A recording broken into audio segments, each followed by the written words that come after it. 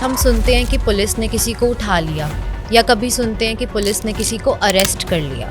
तो उठाने या अरेस्ट करने में क्या कोई अंतर है? मान लीजिए किसी इंसान के घर पे रात को पुलिस 2 बजे आई। सबसे पहले सवाल ये आता है, क्या रात को 2 बजे घर पुलिस आ सकती है? तो क्या रात में पुलिस आपके घर में एंटर कर सकती है? आम जनता को ये नहीं पता कि हम कम से कम ये तो जान लें कि पुलिस वाले भी हैं या नहीं। पुलिस वाला सबसे ज्यादा डरता है अपनी वर्दी जाने से, सस्पेंड होने से, प्रमोशन ना होने से। मान लो कि कोई एक पुलिस वाला है, वो किसी एक आम नागरिक से बदतमीजी से बात कर रहा है, गलत शब्दों का प्रयोग कर रहा है या धमकी दे रहा है। क्या हमें ये राइट है हम इस तरह की सिचुएशन में अपना फ़ोन निकाल कर उनका वीडियो बना सके? आपने थाने सस्पेंड हुए सुना है कभी? नहीं। पूरा थाना सस्पेंड हो जाता है। फंडामेंटल राइट्स का वायलेशन। जज होते हैं, वो एक दिन में ऑन एन एवरेज कितने केसेस की हियरिंग करते हैं? डिपेंड करता है कि वो जज किस केस को हैंडल कर रहे हैं। जो ये फैमिली कोर्ट्स होते हैं वहाँ जाते हैं, फटाफट केस चल रहे होते हैं, बहुत जल्दी और बहुत सारे केस लगे होते हैं, 50, 60, 70, 100 कितने भी लग सकते हैं। अगर कोई भी सरकारी एम्प्लॉय, वकील, पुलिस वाला रिश्वत लेता हुआ पकड़ा जाए तो उसे सज़ा हो जाती है, पर अगर यही काम जज करता हुआ पकड़ा जाए तो क्या उसे सज़ा होगी? देखो, जज रिश्वत लेता हुआ पकड़ा जाए, हाई कोर्ट सुप्रीम कोर्ट की बात करते हो तो वहाँ पर उनको रेमेडीज मिली हुई है। खुद वो सेफ पॉइंट में शील्ड के अंदर है कि उनके ऊपर एक्शन ऐसे नहीं हो सकता। कोर्ट में एक वकील को वकील बनने के लिए किताबों की अच्छी एजुकेशन लेने से ज्यादा जरूरी एक वकील के पास जो एक कोर्ट आया है ना, इसको पहन के कोर्ट में बैठकर सीखने की। लॉयर्स के इतने सारे टाइप्स होते हैं, criminal lawyer, civil, divorce lawyer. अब एक आम आदमी को अपने लिए एक सही वकील चुनना है तो वो कैसे चुने? हमारी डिग्री पर या लाइसेंस पे ऐसा कुछ नहीं लिखा होता कि हम किस तरह के वकील हैं, तो आप इसका पता नहीं लगा सकते कि वो जो वकील साहब है वो एक्सपर्ट किस चीज में। अब प्रैक्टिस मेरी किस फील्ड में ज्यादा है तो ऑब्वियसली बात है मैं उसका एक्सपर्ट हो जाऊंगा। जब गरीब आदमी कोर्ट में जाता है तो उसे डेट पर डेट मिलती है, लेकिन अगर अमीर आदमी, वेल्दी पर्सन कोर्ट में जाए तो वो 4 से 5 हियरिंग में अपना केस निपटा के घर चला जाता है। क्या ये सच है? गरीब और अमीर नहीं, सचेत और अचेत में डिफरेंस समझो। एक आदमी अलर्ट है, एक आदमी सुस्त है। पहले कौन पहुंचेगा? अलर्ट।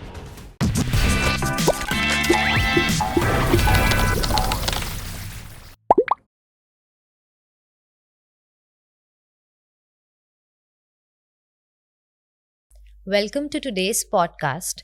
आज हम आम आदमी के उन सवालों के बारे में बात करेंगे जो अरेस्ट, एफआईआर, पुलिस, कोर्ट और जज से जुड़े हैं। हम सभी के पास सवाल तो बहुत हैं लेकिन जवाब नहीं मिलते, इसलिए आज हमने अपने शो पर एक स्पेशल गेस्ट को बुलाया है, एडवोकेट वीरेंद्र वर्मा, जो क्रिमिनल प्रैक्टिस करते हैं। तो चलिए उनसे बातचीत शुरू करते हैं। Welcome to our show decoded sir. सबसे पहले आप सभी का हाथ जोड़कर धन्यवाद कि आपने मुझे कुछ ऐसी बातें बोलने के लिए इनवाइट किया जो कि आम जनता के सवाल हैं, और किताबों में उनके जवाब तो हैं बट वो सही तरह से वो सामने आम जनता तक पहुंच पाए, ये इतना इजी नहीं है। या हम ऐसा कुछ बोल दें कि लोग चाहते नहीं कि आम जनता उन चीज़ों को जाने, क्योंकि एक इंसान के पास कुछ पावर है, उसका वो मिसयूज तो कर सकता है, बट सामने वाले को उसका तोड़ पता हो तो शायद पावर का मिसयूज नहीं कर पाएगा। आज के पॉडकास्ट का मोटिव ही यही है कि हम उन सवालों के जवाब ढूंढ सकें, और मैं उम्मीद करती हूँ कि आप जवाब आज खुलकर देंगे। मैं खुलकर बात करूंगा और कोशिश करूंगा उस हर एक इंसान तक पहुंचने की जिसके साथ कभी ना कभी कोई क्रिमिनल केस हुआ हो या उसने पुलिस का सामना किया हो। उसके साथ अगर गलत हुआ है तो मैं सब चीज जवाब देने की कोशिश करूंगा आपको। जी, मेरा पहला सवाल आपसे पुलिस से रिलेटेड है कि हम सुनते हैं कि पुलिस ने किसी को उठा लिया या कभी सुनते हैं कि पुलिस ने किसी को अरेस्ट कर लिया। तो उठाने या अरेस्ट करने में क्या कोई अंतर है? देखिए, ऐसा होता है कि अक्सर आप सुनते हो कि पुलिस ने उसको उठा लिया। ये उठाना जो वर्ड है ना, ये एक देसी एक लैंग्वेज का एक शब्द है। मतलब कि जहां पर लोग बोलते हैं कि पुलिस वाले आए, उसको साथ ले गए। इसमें बहुत सारे अलग अलग रूट्स और ब्रांचेस बन जाते हैं। मान लीजिए किसी इंसान के घर पे रात को पुलिस 2 बजे आई। सबसे पहले सवाल ये आता है, क्या रात को 2 बजे घर पुलिस आ सकती है? इसके बाद सवाल ये आता है, घर पर तो पुलिस आई, बेल बजाई, जैसे गेट खुला सीधा अंदर एंटर कर गई, तो क्या रात में पुलिस आपके घर में एंटर कर सकती है? रात को ही घर में ही उसको हथकड़ी लगाई, साथ लेकर चले गए। इवन आम जनता को ये नहीं पता कि हम कम से कम ये तो जान लें कि पुलिस वाले भी हैं या नहीं। कहीं ऐसा ना कोई किडनैप करने आया हो, लोगों की दुश्मनी है, लोग गलत मतलब चीज़ों में पड़ जाते हैं और हो सकता है कि उसको मारने के लिए ही या हो सकता है उसके अगेंस्ट में जो दुश्मन है वही उसे किडनैप करने आ गए हों। तो ये उठाना जो शब्द है, पुलिस ने ही उठाया, पहले इसको आप पहले वेरीफ़ाई कर लो। इसको कैसे वेरीफाई करना है? देखो वेरीफ़ाई करने के बहुत सारे इसके तरीके हैं। पुलिस वाले अपनी वर्दी में आ सकते हैं, बैच क्लियर होता है, वो एक बात अलग है, नाम लिखा है, सब कुछ लिखा है। डीके बासु जजमेंट आया था एक सुप्रीम कोर्ट का, उसमें काफ़ी सारी गाइडलाइंस इसके अंदर दी गई थी। पर आप ऐसे पता नहीं लगा पाओगे कि वो पुलिस वाला सच में वही पुलिस वाला है। ऐसा कोई फॉर्मेट नहीं है इस चीज़ का।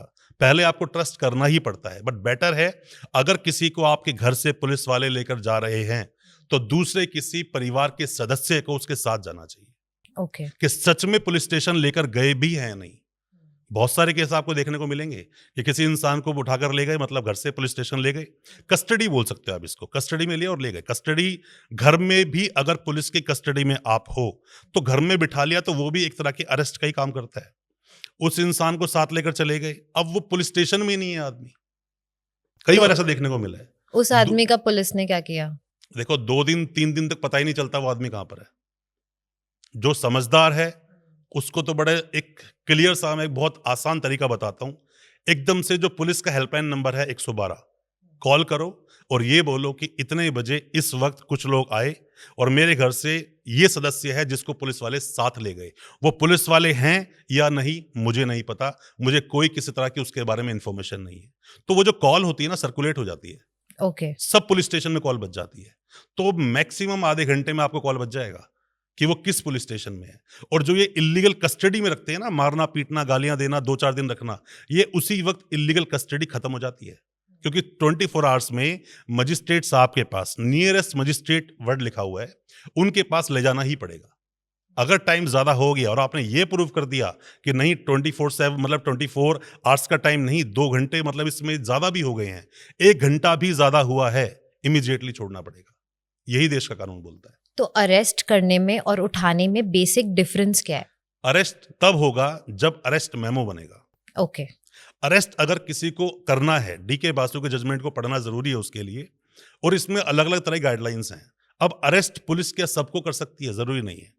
अब कोई ऐसा ऑफेंस है, नॉर्मल 323 के ऑफेंस की बात करते हैं, लड़ाई झगड़े की, किसी ने किसी को थप्पड़ मारा, तो ऐसे में ज्यादातर क्या होता है, पुलिस वाले फोन करके बुलाते हैं, वही पुलिस स्टेशन आ जाओ। ओके।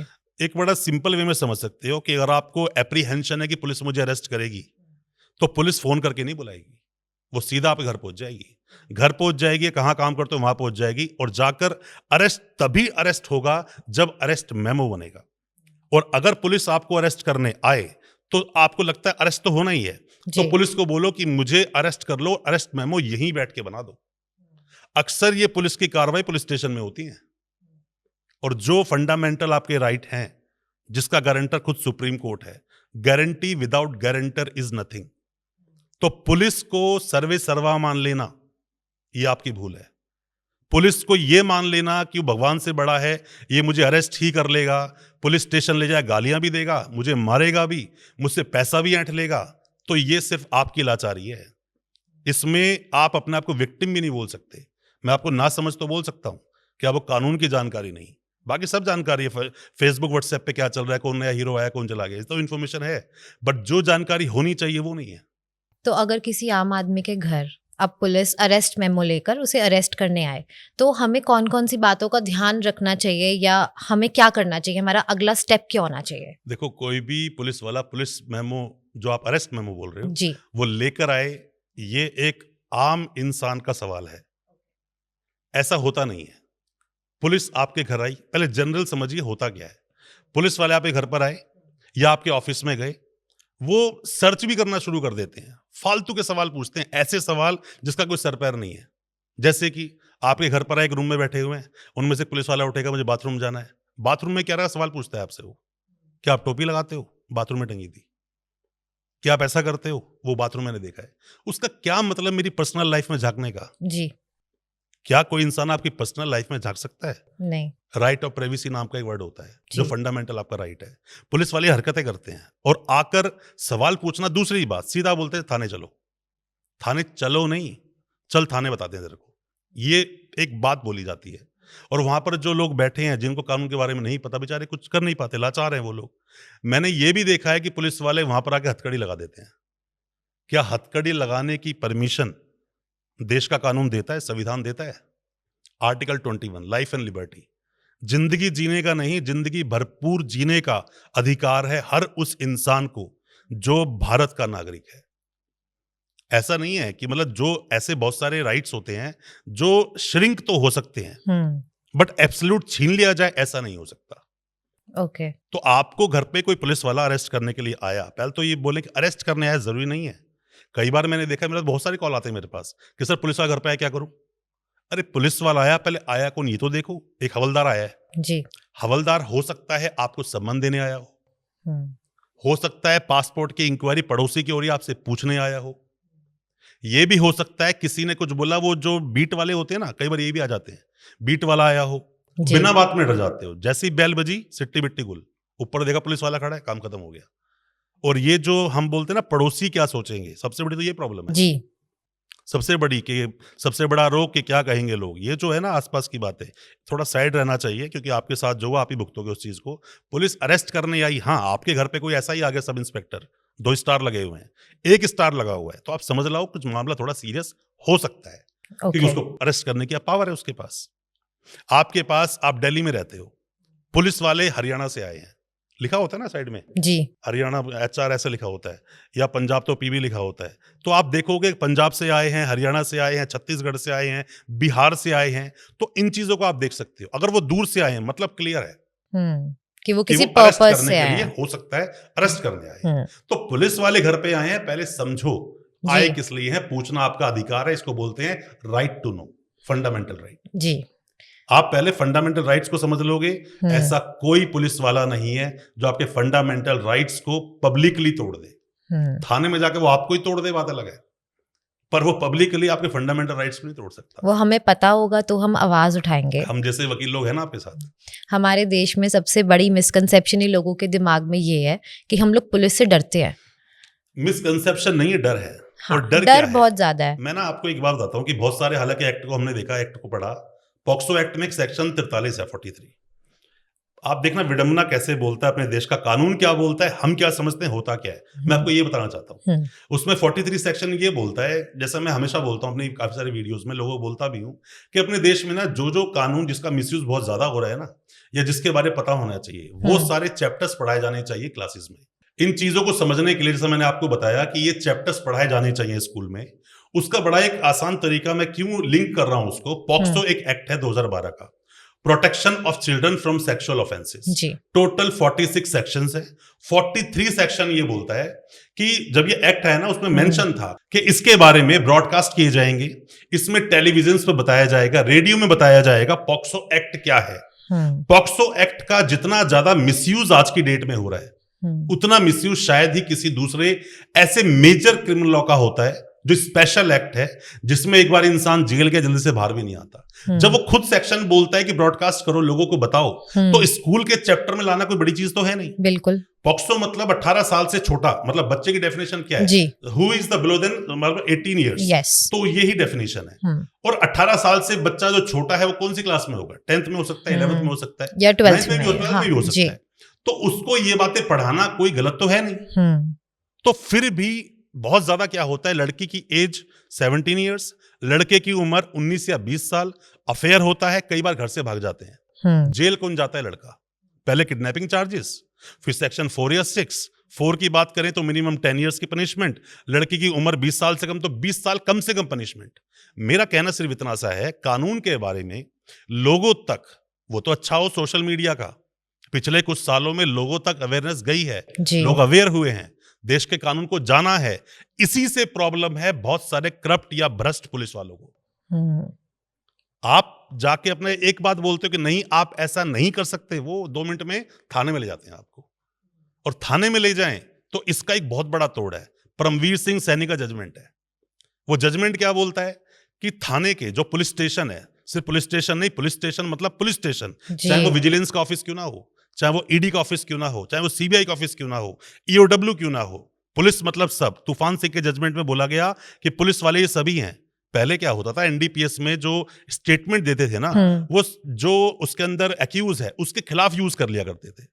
तूफान सिंह का जजमेंट आया कि नहीं ऐसा नहीं, आप भी तो पुलिस वाले हो। तो क्या बोलते हैं, any statement given before the police is not admissible in the court. क्यों? पुलिस मार तोड़कर सवालों का कुछ बनवा सकती है।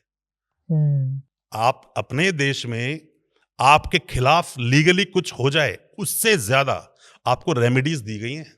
आप कितना भी हीनियस अपराध कर लो, बचने के लिए आपको पूरा मौका दिया जाएगा। डिफेंड अपने आप को डिफेंड करने का बिल्कुल। मौका सबको मिलता है। पर उसके बावजूद भी ये कुछ इस तरह से है कि मैं मैथ में कमजोर हूं और मैथ का एग्जाम 3 दिन बाद है, पढ़ना नहीं है पर मुझे, मैं पढ़ूंगा 1 दिन पहले।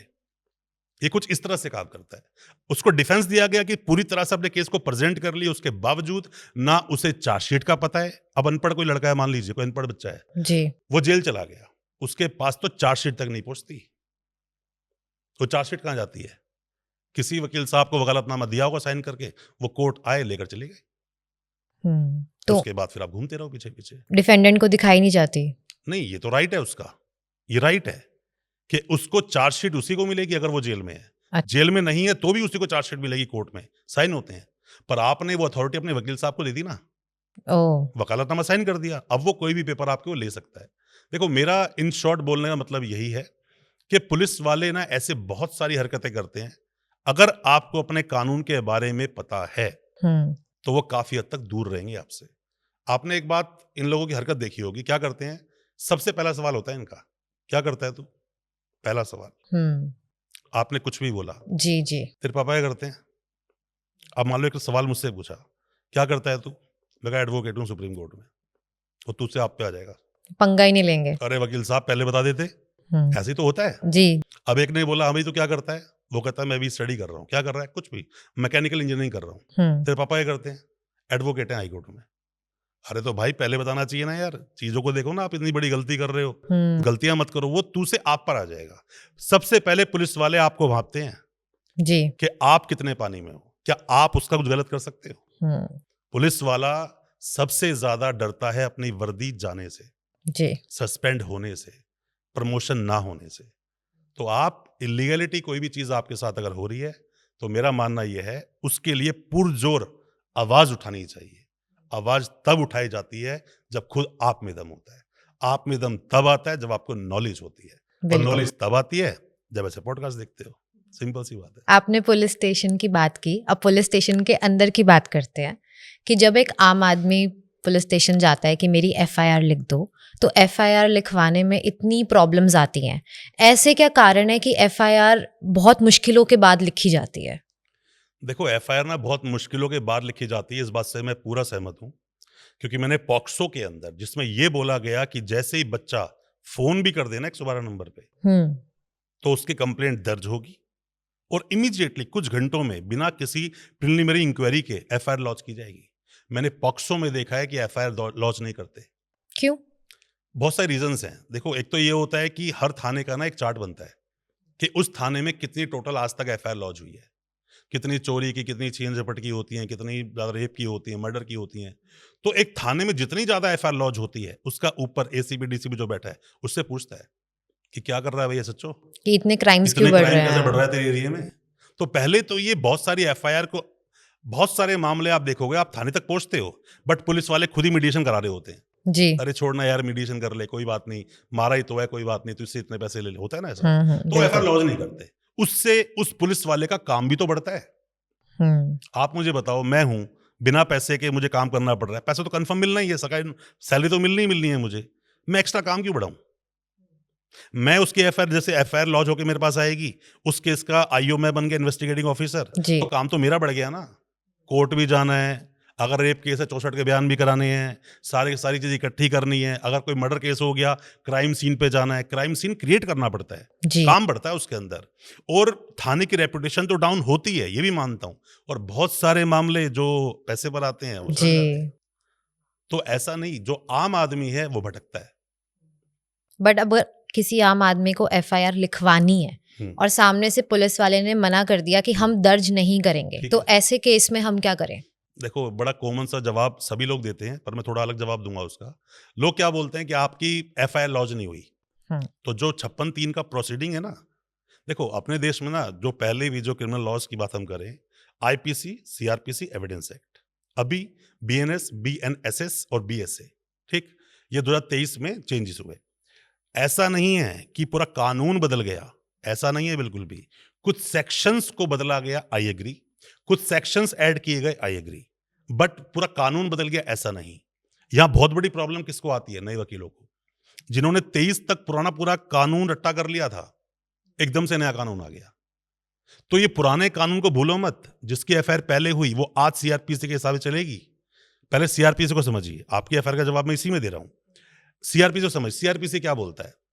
आईपीसी 302 मर्डर हुआ, सजा इतनी देंगे, मर्डर में 2 ही सजा, उम्र कैद या फांसी, ओके। तीसरी कोई सजा नहीं होती इसके अंदर। अब वो मर्डर की सजा तो देंगे, पर वो देंगे कैसे? आपको कुछ भी, आपको शाही पनीर तो खाना है, जी। बट शाही पनीर की रेसिपी क्या है, बनेगा कैसे, प्रोसीडिंग कैसे है, वो सारी प्रोसीडिंग आपकी सीआरपीसी में है या फिर बीएनएसएस में है। उसी तरह से अब एक आदमी गया, बोलता मुझे एफआईआर लॉन्च नहीं कर रहे हैं ये लोग, तो आप क्या करोगे? पुलिस स्टेशन जाओगे, हर वकील बोलता है जाके एक रिटर्न कंप्लेंट ले लो और जाके रिसीव कराओ। वो तो रिसीव भी नहीं करते। हाँ, नहीं करेक्ट, करते ना। नहीं करते। आसान तरीका, पोस्ट कर दो। भारी जाओ उनके थाने के पास, जो भी पोस्ट ऑफिस मिले पोस्ट कर दो। जी। हमेशा आप यही कोशिश करो, जो अपना भारतीय डाक है ना, उससे ही भेजो, क्योंकि उसकी ट्रैकिंग रिपोर्ट अच्छी होती है और काफी समय तक ऑनलाइन मिलती भी है और ट्रस्टवर्थी भी होती है। कोर्ट उस पर बिलीव करता है। आपने भेज दिया, 15-20 दिन, महीना भर वेट करो, नहीं एक्शन हुआ, उनके सीनियर अफसरों को भी पोस्ट कर दो। ओके। जब वो ले ही नहीं रहे हैं तो आप करोगे क्या? जी। ऐसा होता क्या है और ये होता कब है, आप ये भी समझ लीजिए।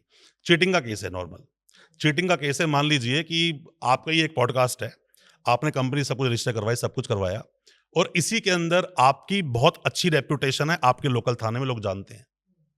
इसी में एक सवाल और भी आता है। सवाल ये आता है कि भाई, जो ये जितने भी, अगर मैं मीडिया की बात करूं, मीडिया में केस चला के तो मेरा केस सुनेंगे कि नहीं सुनेंगे?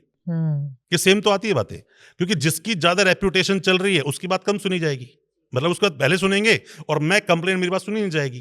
तो आप सिंपल वे में यही करो, आप थाने मत जाओ, आप दोनों पोस्ट कर दो, और पोस्ट कर दिया, वेट करो। अब चाहिए वकील साहब, जो वकील साहब कोर्ट में जाएंगे, 156(3) और 200 सीआरपीसी के अंदर आपकी कंप्लेंट डालेंगे, उस पर आर्ग्यूमेंट होगा, फिर आपकी एफआईआर लॉन्च होगी।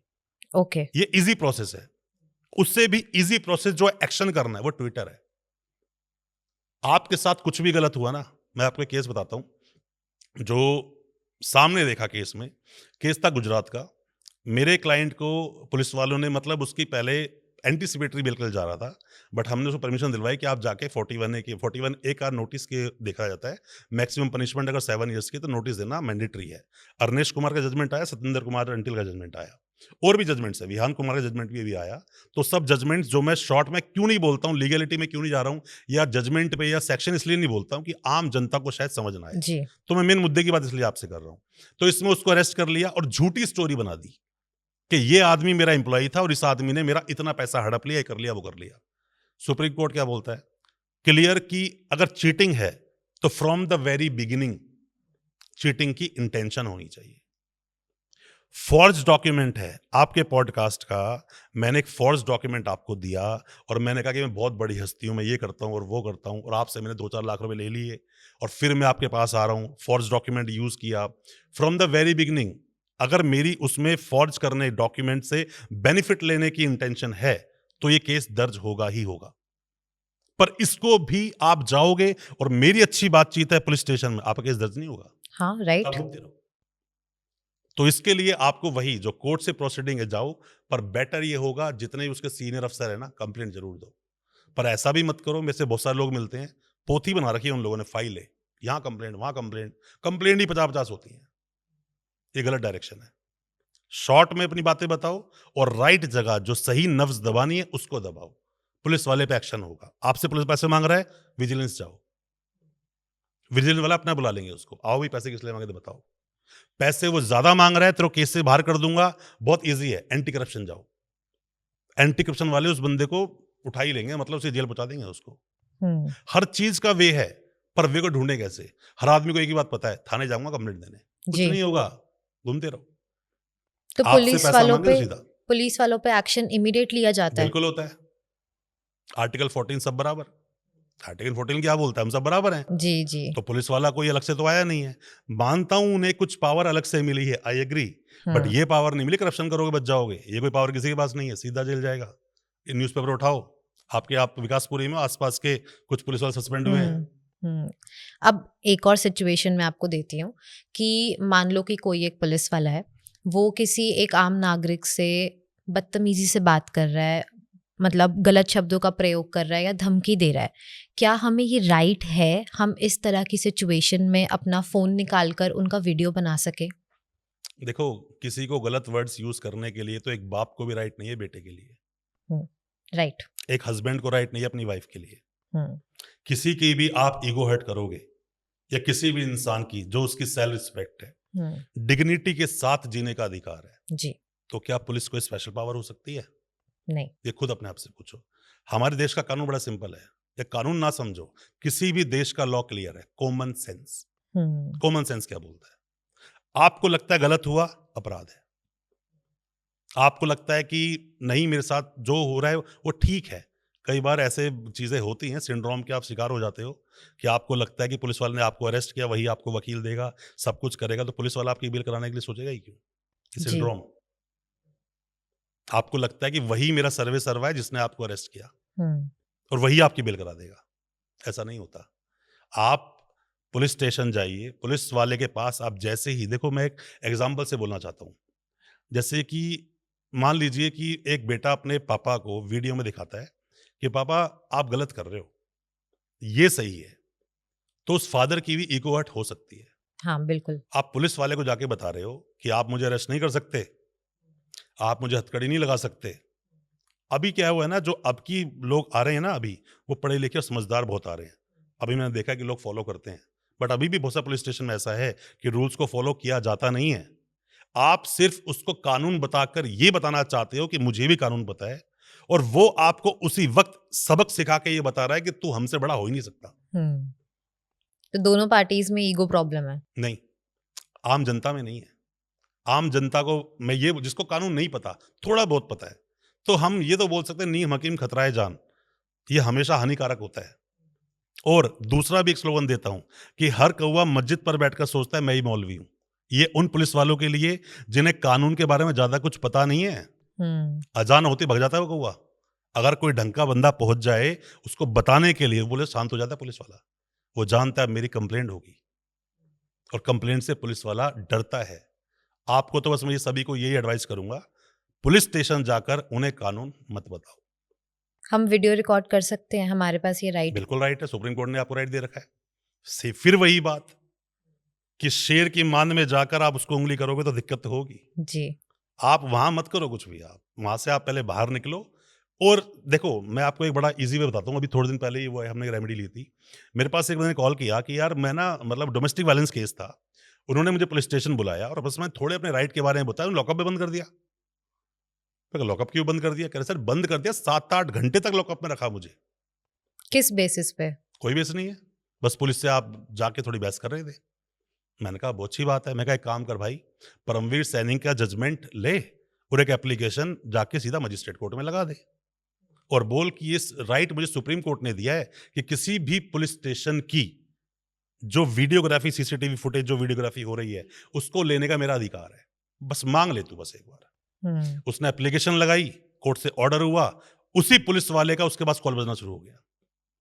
जो पहले तू पर था वो आप पे आ गया, आपके साथ में कॉम्प्रोमाइज की सिचुएशन में आ गया कि भाई एप्लीकेशन वापस ले ले। पर सर ज़रूरी नहीं है ना कि वो ऐसे बहाने भी तो लगा सकते हैं कि हमारा सीसीटीवी नहीं चल रहा। आपने थाने सस्पेंड हुए सुना है कभी? नहीं, नहीं सुना? कॉमन है ये। पूरा थाना सस्पेंड हो जाता है। इस सीसीटीवी वाली बात छोटी पे, सी बात से। छोटी-सी बात पे। बहुत छोटी है ये, आपके लिए। बहुत बड़ी है, फंडामेंटल राइट्स का वायलेशन। आपके फंडामेंटल राइट का वायलेशन कोई, मतलब कोई नहीं कर सकता। तो पुलिस वालों को पावर किसने दी? आपको बिना किसी कसूर के, बिना अरेस्ट करे या बिना ऐसे एविडेंस हाथ में आए लॉकअप में डाल देना 7-8 घंटे, बहुत बड़ी चीज़ है। जो हमने वीडियो की बात की, क्या वीडियो को कोर्ट में जाके हम एविडेंस की तरह यूज़ कर बिल्कुल कर सकते हैं? सकते हैं, क्यों नहीं कर सकते हो? एक आपको मैं एग्ज़ाम्पल के साथ बताता हूँ। मान लीजिए कोई कोर्ट में गया, कोई भी एक आदमी गया और पूरा वो खून में लथपथ है। शायद जज साहब उसको अटेंशन नहीं देंगे, बट उसके हाथ में एक पेपर है। वो ये बोलता है जिस मर्डर की यहाँ पे अभी कार्रवाई चल रही है, उसका ये पीस ऑफ एविडेंस है, उसको पहले लेंगे। हुँ, तो एविडेंस कैसे आया ये जरूरी नहीं है, उस एविडेंस की वैल्यू क्या है ये बहुत मैटर करता है। कोर्ट में एविडेंस का सोर्स मैटर नहीं करता। देखो सोर्स मैटर करता है, आपके वकील साहब तो बोलेंगे, वकील साहब पैसा किस बात का ले रहे हैं, उनसे फीस किस बात की ले रहे हैं, इस बात की ले रहे हैं कि अपने क्लाइंट को बचाएं। पर यह भी देखा जाएगा कि उसकी ऑथेंटिसिटी कितनी है, क्रेडिबल कितना है, ट्रस्टवर्थी कितना है, क्या भरोसा किया जा सकता है। ऐसे नहीं तो बाद में by the way of evidence जो लगाते हैं अपने एफिडेविट के साथ वैसे लगा देगा, यूज तो होगा। अगर एविडेंस बहुत ज्यादा सॉलिड है हम्म, तो, और वो गलत लाइक इलीगल तरीके से सोर्स किया है, हम्म। तो माना जाएगा कोर्ट में वैलिड है। एक बात मैं आपसे पूछता हूँ, आपको आपके सवाल में बहुत अच्छा जवाब देता हूँ जो लोगों को समझना चाहिए। बोलते हैं कि any statement given before the police और in police station not admissible in the court. ये बात सबने सुनी है, फिल्म में कुछ ज्यादा देखी हम लोगों ने, पर अधूरा सत्य के साथ में हम सब कुछ समझ रहे हैं। कोर्ट में एडमिसिबल नहीं है, आई एग्री। 100% एडमिसिबल है अगर रिकवरी डिस्कवरी हो गई। जो आपने पूछा उसका जवाब है ये। कैसे होता है ये? एक आदमी ने बोला कि भाई एक आदमी को उठाया, एक ना सवाल एक और आता है, लोग अक्सर पूछते हैं सर एक मर्डर केस में किसी इंसान को पुलिस ने उठा लिया तो क्या पुलिस उसको 41 का नोटिस दे सकती है? क्योंकि लोगों को तो ये पता है कि अप टू 7 इयर्स में ही 41 का नोटिस जी। मिलता है, ऐसा नहीं होता। मर्डर केस में भी दे सकती है। अगर पुलिस को लगता है कि डायरेक्ट इन्वॉल्वमेंट नहीं है, मेरे पास तो प्रॉपर सबूत ही नहीं है, अरेस्ट कैसे करूंगा इसको, तो नोटिस देती है पुलिस। अब एक बंदे को उठा लिया, अब उससे पूछताछ शुरू की, बता भाई कैसे हुआ। अब उसको मारना पीटना शुरू किया। क्या मारना पीटना एडमिसिबल या किसी भी तरह से लीगल है? नहीं है। पर ये आउट ऑफ द कोर्ट या आउट ऑफ द लॉ या फिर आउट ऑफ द रूल ये चीजें होती हैं चीजों को घुलवाने के लिए। कभी कभी तो थोड़ा तेज आवाज बोलता है कोई पुलिस वाला तो सब कुछ बक देता सामने वाला, ऐसा से हुआ। तो ये जो उसने पूछा, उसने बोला बता भाई मर्डर किसने किया, नहीं बताया। एक थप्पड़ मारा तो उसने बोला इसने किया। ठीक, कैसे किया? उसने बोला इस चाकू से मारा। वो चाकू कहां पर है? कह रहा मेरे उस घर की टांड पे रखा हुआ है या मैंने वहां पर मिट्टी में दबाया हुआ है। अभी तक इसकी कोई वैल्यू नहीं है। लेकिन अगर वो चाकू अब मिल वो गया, साथ लेकर जाएंगे, उस चाकू को रिकवर करेंगे, इसको बोलते रिकवरी और डिस्कवरी। ओके, अब ये एविडेंस बन गया। अब आपने जो सवाल पूछा कि इलीगल तरीके से लिया हुआ एविडेंस क्या कोर्ट में एडमिसिबल है, क्या ये लीगल था? उस केस में इस बात पर कोई एक्शन नहीं लिया जाएगा कि पुलिस ने उसे थप्पड़ मारा, बल्कि उस चाकू की आप वैल्यू प्रूफ कैसे होगी। करोगे उसे कि थप्पड़ मारा? सवाल तो यहां पर है।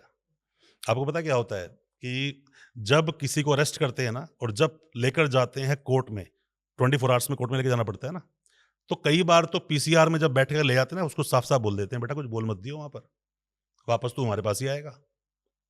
तो जो उसको बोलना था ना वो भी खा जाता है वर्ड कि नहीं नहीं कुछ नहीं बोलूंगा। इतना इतना इंटिमिडेट डर कर होता देते है। हैं, हाँ। और ये डर मैं कभी भी, देखो हर सिक्के के दो पहलू हैं। ये डर बिल्कुल जायज सही है। सही कहाँ है? जो लोग क्रिमिनल्स हैं, बिल्कुल सही है डर, होना चाहिए पुलिस का डर। गलत कहां पर है? जब ये इनोसेंट पीपल के साथ जो जिन्होंने कुछ नहीं किया या गलती हुई उन लोगों से, इतना हीनियस क्राइम नहीं है, उनके साथ ज्यादती करना गलत है। जी सर, मूविंग ऑन, अगली सिचुएशन पे चलते हैं कि मान लो किसी ने कोई क्राइम किया, मर्डर किया। अब वो सबसे पहले किसी अच्छे एडवोकेट को ढूंढ के उनके पास जाता है और बोलता है कि मेरा केस ले लो, मुझे डिफेंड कर दो। अब अच्छे एडवोकेट की एक पहचान होती है कि वो केस के सारे फैक्ट्स पहले जान लेते हैं, उसके बाद डिसाइड करते हैं कि उन्हें केस लेना है या नहीं लेना। अज्यूमिंग कि उन्होंने ये डिस्कवर कर लिया कि उस इंसान ने मर्डर किया है, फिर भी उसका केस लड़ने के लिए तैयार हो गए। तो ऐसे में पब्लिक का सवाल ये है कि ऐसी सिचुएशंस में एडवोकेट बिजनेस कर रहा है या एक्चुअली न्याय दिलवा रहे हैं? देखो इसमें 3-4 अलग सवाल हालांकि इसके अंदर हो गए, पर मैं आपको ये बोलना चाहूंगा कि जो सबसे पहले आपने बोला किसी इंसान ने कोई क्राइम कर दिया, क्राइम हुआ या नहीं हुआ, आप, मैं या कोई और बोलने वाला कोई नहीं होता जब तक उसका अपराध सिद्ध ना हो जाए कोर्ट में। तो क्राइम उसने किया, ये सवाल गलत है। बीइंग एन क्रिमिनल एडवोकेट, मैं उस सामने वाले का जो देश का जो कानून है वो परमिशन देता है कि अपनी बात को बेबाक तरीके से, अच्छे से, पुरजोर तरीके से कोर्ट में रखो। कोर्ट डिसाइड करेगा, ठीक। जीतना दोनों में से एक है, या तो स्टेट जीतेगी। स्टेट का मतलब कि जब भी कोई ऐसा अपराध होता है जो क्राइम अगेंस्ट सोसाइटी है, तो इस केस को स्टेट वर्सेस केस बोलते हैं, जिन्हें पीपी साहब प्रेजेंट करते हैं। ठीक। हम्म, अगर नॉर्मल चेक बाउंस का है तो दो अलग अलग वकील, प्राइवेट वकील होते हैं, कोई स्टेट वर्सेस तो नहीं है। हम्म, तो यहां पर जो स्टेट वर्सेस केस है, इसके अंदर मेरे पास कोई आदमी आया, उसने बोला कि ऐसे ऐसे मेरा एक मर्डर में नाम आया है, मैंने मर्डर किया है, ये वर्ड गलत है, मेरा इस मर्डर में नाम आया है, ये सब कुछ हुआ है। उसने पूरा सिनेरियो मुझे बता दिया। देखिए, करता ना मैं हूं ना करता आप हो, कर्मण्यवादी कारस्ते मां फलेषु कदाचना मेरे जीवन का क्लियर स्लोगन है। मैं कर्म करता हूं, फल की इच्छा नहीं करता। मेरी ये ड्यूटी है, मैं ड्यूटी बाउंड हूं अपने क्लाइंट की बात को पुरजोर तरीके से कॉन्फिडेंस के साथ उसकी बात को कोर्ट में रखना, और मैं उसकी बात को कोर्ट में रखूंगा। उसको एंड मोमेंट तक बचाने के लिए केस को लड़ूंगा। क्या हुआ, किन परिस्थितियों में हुआ। देखिए, मैं आपको ना दो केस के एग्जाम्पल के साथ समझाता हूं, आप मुझे बताना ये मर्डर है कि नहीं। आपने मर्डर पे सवाल पूछा, तो मर्डर को पहले आप समझिए। जी। एक लड़का जाता है अपने ससुराल में, दोनों फैमिली के बीच में डिस्प्यूट चल रहे हैं। वो बैठते हैं, वहां चाय नाश्ता करते हैं, उसका साला उसे गालियां देना शुरू करता है, बातें बढ़ती चली जाती हैं। इतने में इतनी बात बढ़ जाती है कि सामने एक शीशे का ग्लास रखा होता है, वो उठाकर फेंक कर मारता है, उसके ससुर के सर पे लगता है और वहीं मर जाता है। अब ये आम जनता के लिए मर्डर है। तीन चीज जरूरी होती है किसी भी क्राइम को होने के लिए: इंटेंशन, प्रिपरेशन, मोटिव। मैं घर पे गया बात करने के लिए, तो क्या मैं उसको जान से मारने के लिए गया था? नहीं। दूसरा आता है प्रिपरेशन।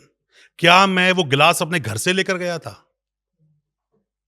आता है मोटिव। मैं गया हूं घर, उनके घर पर जाकर बात करने के लिए, वापस अपने परिवार को चलाने के लिए। तो क्या मोटिव है उनको मारने का? नहीं। ये ऑल ऑफ द सडन ऐसा प्रोवोकेशन में सामने वाला आदमी मर गया जिसको मैं मारना नहीं चाहता था। हम्म, तो मैं ये बोल दूं सामने वाले ने उसका मर्डर कर दिया, ये गलत है। एक केस को डिटेल में समझना बहुत जरूरी है। हो सकता है वो सामने वाला एक्सीडेंटली मर गया हो। जी। कभी कभी किसी को गुड फेथ में, गुड फेथ क्या है, मान लीजिए कि सामने एक बंदा बैठा है जो कि गोलियां चला रहा है, गोलियां चला रहा है, और वहीं से एक बहरा है कोई जो मेरा रिलेटिव है, वो भी उन झाड़ी के पीछे से आ रहा है मेरे घर आने के लिए। उसको सुनाई दे रहा है गोलियां चल रही हैं। हम्म, जब वो गोलियां चला रहा है तो मुझे अपने परिवार को बचाने के लिए मैंने फायर किया, और सीधा गोली उस बहरे के जाके लग गई। हम्म, तो यहां क्या मेरा उसको मारने का कहीं से ही मोटिव है? नहीं। नहीं है। इंटेंशन भी नहीं है। मैं उसको मारना चाहता था, अपने परिवार को बचाना चाहता था। ऐसे बहुत सारे केसेस होते हैं। आप ऐसा मत समझो कि सामने मर्डर ही हो गया। दो दोस्त तीसरी मंजिल पे खड़े हैं, होते होते बस दीवार से टेक लगा रखा, दीवार टूट गई, नीचे आ गिर के मर गया। तो क्या मैंने उसको मार दिया? तो ऐसा नहीं है। एक वकील जब कभी भी केस को हाथ में लेगा, उसकी तह तक जाएगा, पहले फैक्ट को समझेगा। सबसे बड़ी चीज क्वेश्चन ऑफ लॉ, कि कानून क्या बोलता है। उससे बड़ी चीज, सारी बातें किताबों में नहीं लिखी हैं। बहुत सारी बातें जजमेंट से आती हैं कि किस केस में कहां पर इंसान को छोड़ देना चाहिए, किस केस में कहां पर नहीं छोड़ना चाहिए। दहेज हत्या तब तक दहेज हत्या केस नहीं है जब तक कि उसमें कोई डॉरी डिमांड ना की गई हो। 7 साल के अंदर लड़की गई शादी कर कर, और वहां पर कोई भी अननेचुरल डेथ उस लड़की की हो गई, तो ऐसे में पूरे परिवार को उठा के जेल में डाल देते हैं। यही है सिस्टम, यही चलता है। जी। और लड़के को बोलते हैं कि 7 साल में, जो प्रिजम्पशन है कि लड़की की अगर सुसाइड उसने की है तो तूने उसको परेशान किया होगा। क्या ये नहीं हो सकता कि लड़की प्रॉब्लम में थी, या फिर उसको मेंटली डिस्टरबेंस थी, पहले भी अटेम्प्ट कर चुकी थी? ये भी हो सकता है। तो हमने उसको परेशान किया, जरूरी नहीं है। तो क्वेश्चन बहुत सारे होते हैं। तो मैं ऐसे में केस लूंगा, केस को अच्छी तरह से प्रेजेंट करूंगा। यह अधिकार मेरे देश का कानून मुझे देता है। उसने क्या तो किया और क्या नहीं किया। An accused is innocent until proven guilty. यही स्लोगन लेके चलता हूं। और कर्मण्यवादी कारस्ते मां फलेषु कदाचना, मैं कर्म करूंगा, फल की इच्छा नहीं करूंगा। आप क्रिमिनल प्रैक्टिस कर रहे हो, सबसे ज़्यादा रिस्की फील्ड में हो, तो माय नेक्स्ट क्वेश्चन इज कि अब कोर्ट में दो पार्टीज जाती हैं केस लेके। अब क्रिमिनल है, उसे सज़ा हो गई 2 साल, 5 साल, 10 साल। अब ये भी तो पॉसिबल है कि वो क्रिमिनल आपको या फिर जिसने इल्ज़ाम लगाया है उसकी फैमिली को धमकी दे। तो आप ऐसी धमकियों से कैसे डील करते हो? हम जिस फेटर्निटी से आते हैं ना, वहां पर डर जैसी चीज कोई होती नहीं, और हम सभी एक कश्ती के सवार हैं। आप बीइंग एन हिंदू मैं एक बात बोलूँगा, सनातन धर्म एक बात बोलता है कि गलत का साथ देने वाला भी गलत होता है, पर जब वो अपनी ड्यूटी कर रहा हो तो गलत नहीं हो सकता। बहुत बढ़िया एक बात बोली है कि चलती चाकी देखकर दिया कबीरा रोए और 2 बटन के बीच में साबुत बचा ना कोई। बचता कोई नहीं है। गलत कब होगा? जब मैं उन लाचार लोगों का पैसा खा जाऊँगा। जो लोग किसी तरह से अपने गहने बेचकर, घर पे अपनी ज़मीन को गिरवी रखकर, पैसा उधार माँगकर मुझे लाकर दें और मैं उनका काम ना करूँ। आपने शायद जोली एलएलबी 2 मूवी देखी होगी। जी। जब ज़मीर आवाज़ लगाता है ना, तो ये पूरी कायनात ना उसको जितवाती है। वो कहती है कि अब ये ज़मीर से केस लड़ रहा है। तो आपको ये देखना होगा कि जब मेरा केस को प्रेज़ेंट किया जा रहा है, तो वो वकील साहब सिर्फ़ पैसे के लिए लड़ रहे हैं या वो सच में उस केस को पूरी शिद्दत से अपने एफ़र्ट्स भी दे रहे हैं। और अगर कोई शिद्दत से काम कर रहा है, तो मैंने तो देखा नहीं कि किसी वकील पे अटैक हुआ हो और वकील पे अटैक कर दे, ऐसा कोई तुरंखा पैदा भी नहीं हुआ। पर सर फैमिलीज़ तो एडवोकेट्स की भी होती है। बिल्कुल होती है। थोड़ा-सा डर तो लगता ही है अपनी फैमिली तो उसकी फैमिली भी के होगी, लिए। जो हम पर अटैक करेगा फैमिली तो उसकी भी होगी। पर वो पोटेंशियली क्राइम कर सकता है ना, कर सकता उसमें है। ज़्यादा पोटेंशियल है। देखो, क्या आप किस्मत से आगे दौड़ सकते हो? नहीं, वो तो मैं आपकी बात से सहमत हूँ। होई वही जो प्रभु रचि राखा। आगे बढ़कर कोर्ट के बारे में बात करते हैं। कोर्ट्स के अंदर यूजुअली इंग्लिश लैंग्वेज यूज़ होती है या फिर उस रीजन की भाषा का भी यूज़ किया जाता है? देखो, कोर्ट ना एक बहुत ही वाइड एक सवाल है। बहुत बड़ा एक मतलब पूरा एक सवाल है कि कोर्ट कौन-सा कोर्ट? कोर्ट बहुत तरह के कोर्ट होते हैं। ट्रिब्यूनल्स भी होते हैं, हुँ, कोर्ट भी है। आप मजिस्ट्रेट कोर्ट जा रहे हो, सेशंस कोर्ट जा रहे हो, हाई कोर्ट जा रहे हो, सुप्रीम कोर्ट जा रहे हो। हुँ, हाई कोर्ट दिल्ली की लैंग्वेज इंग्लिश है। हुँ, क्या सभी हाई कोर्ट की लैंग्वेज इंग्लिश है? नहीं। ओके, आप मध्य प्रदेश जाओगे, लोग हिंदी में आर्गुमेंट कर रहे हैं। बिहार जाओगे, लोग हिंदी में आर्गुमेंट कर रहे हैं। बहुत सारे कोर्ट्स हैं जहाँ हिंदी में आर्गुमेंट चल रहा है।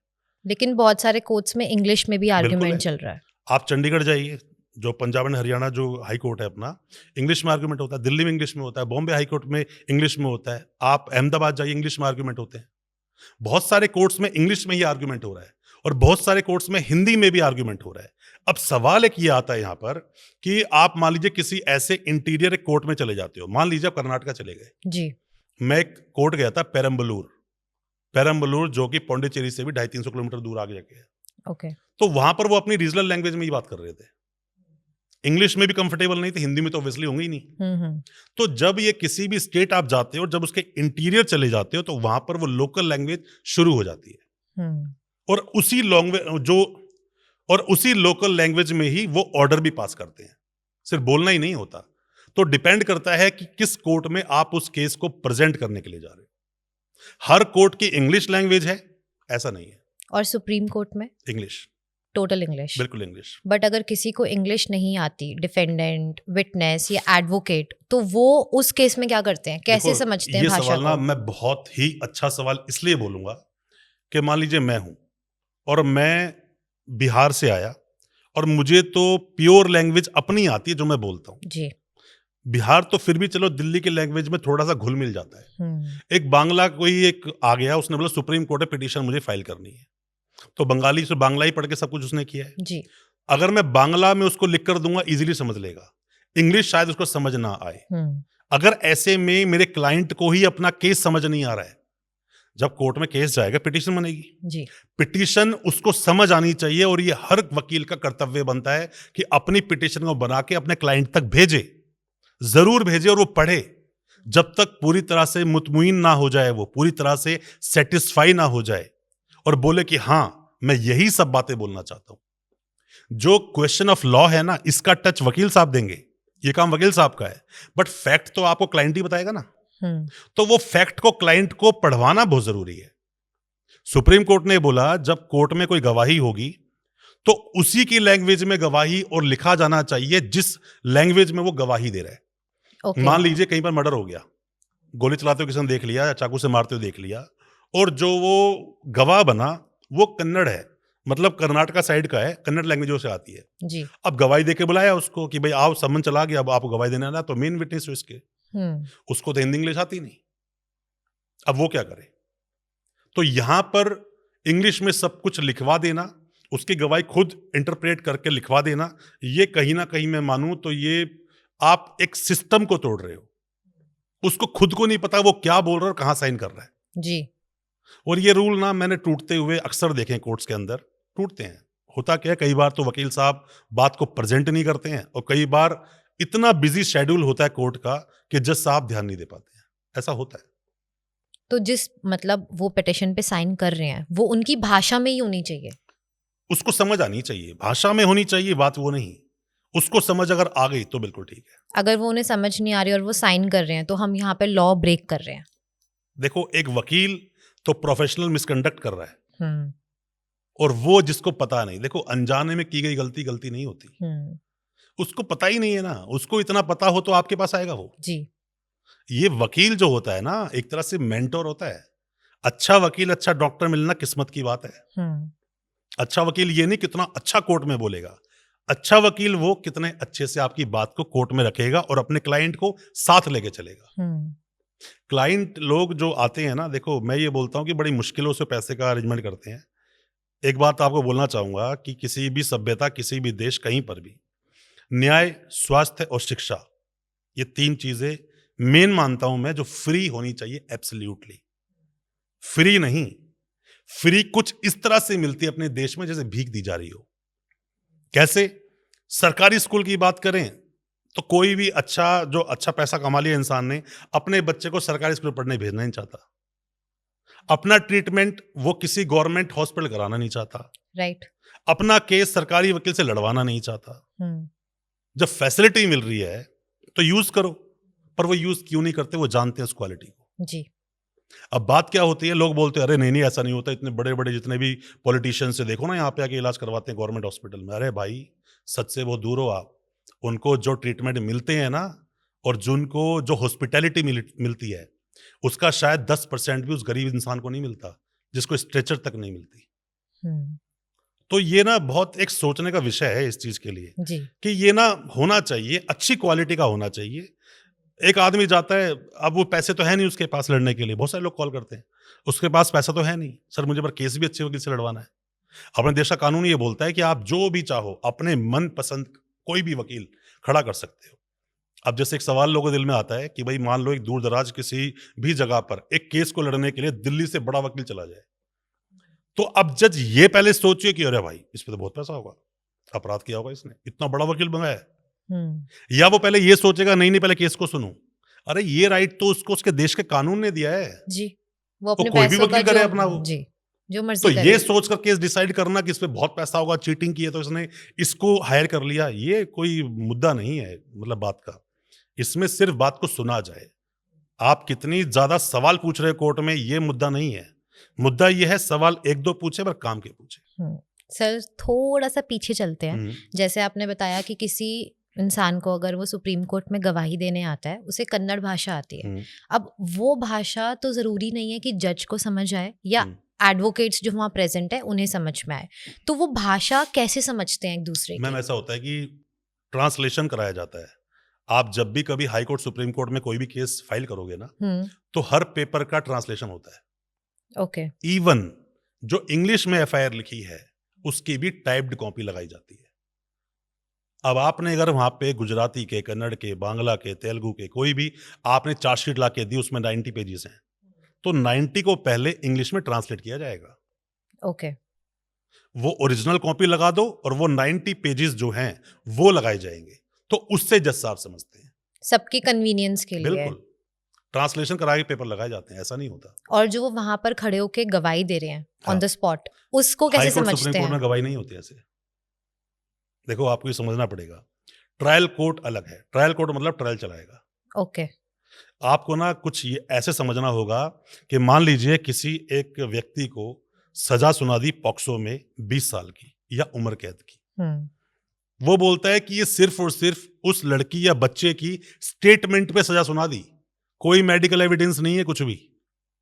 अब वो कहता है नहीं जी मेरे ट्रायल में ऐसा नहीं हुआ, सजा होने के बाद बोल रहा है वो कि मैं ये नहीं बोल पाया, मैं 2 गवाह और लाना चाहता हूं। अब जो ट्रायल में हो गया उसकी किताब वहां बंद हो जाती है। हुँ, अब आप जब हाई कोर्ट पहुंचोगे तो आप ये बताओगे कि कहां कानून को सही से फॉलो नहीं किया गया, क्वेश्चन ऑफ लॉ क्या बोलता है। अब वो दोबारा ट्रायल नहीं खुलने वाला। ओके। इसीलिए बोलते हैं किसी भी वकील साहब को पहले अपने जिंदगी की कुछ साल ट्रायल कोर्ट में देनी चाहिए। क्यों देना चाहिए? जैसे बच्चे की कुंडली छठी वाले दिन बनती है ना, उसी तरह से एक जो अपराध में जिसका नाम है, उसकी कुंडली लिखी जाती है उस ट्रायल कोर्ट में। अब वो पंडित जी अच्छे हैं तो बढ़िया कुंडली बनाएंगे, और पंडित जी खराब है तो कुंडली में गड़बड़ हो जाएगी। गड़बड़ हो जाएगी। तो सजा इसीलिए होती है। कई बार पॉक्सो में कंसेंट जैसा कोई शब्द है ही नहीं, और आपने कंसेंट ले लिया तो पॉक्सो में सजा निश्चित है। गलती सेक्शन 6 में नाम आ गया तो उम्र कैद छोड़ो, फांसी तक का प्रावधान है। और सिर्फ यहां मेडिकल मैच करने की जरूरत नहीं है, डीएनए मैच करने की जरूरत नहीं है। जरूरी नहीं है उसका मेडिकल हुआ, डॉक्टर ने स्टेटमेंट दी, नो। बच्चे ने बोला मेरे साथ इन अंकल ने ऐसा किया, स्टेटमेंट पे। बिल्कुल। सुप्रीम कोर्ट ने कई बार बोला है कि अगर वो जो स्टेटमेंट दी जा रही है बच्चे के द्वारा, अगर वो ट्रस्टवर्दी है, उस पर हम भरोसा कर सकते हैं। मतलब आम जनता के लिए एफआईआर एक स्टेटमेंट है जी। फिर चार्जशीट का नाम ये लोग सुनते हैं। इससे पहले और बीच की बहुत सारी कहानियां हैं। पहले कंप्लेंट होती है जो कोर्ट जाके पुलिस स्टेशन में दी जाती है।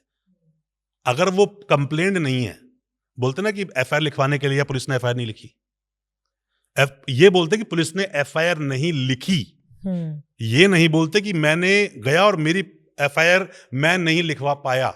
ये वर्ड अलग है जी। राइट आपका ये है कि आप पुलिस स्टेशन जाओगे, आप बोलोगे, पुलिस वाला बैठ के लिखेगा। इसलिए बोलते हैं कि पुलिस ने मेरी एफआईआर नहीं लिखी। ऐसे में क्या होता है, लोग घर से लिखकर लेकर जाते हैं, ओके। जाकर देते हैं, उस कंप्लेंट को मान लेते हैं, उस कंप्लेंट से एफआईआर बनती है। एफआईआर के बाद में अगर मामला रेप का है या पॉक्सो का है तो ऐसे में फिर 164 के बयान होते हैं। बयान के बाद में फिर वो पूरी इन्वेस्टिगेशन के बाद में चार्जशीट लगती है। तो जो सजा सुनाई जाती है, उस सजा के लिए उस कंप्लेंट को, इस एफआईआर को, 164 के बयान को, चार्जशीट में वही होगा जो सब बोला है।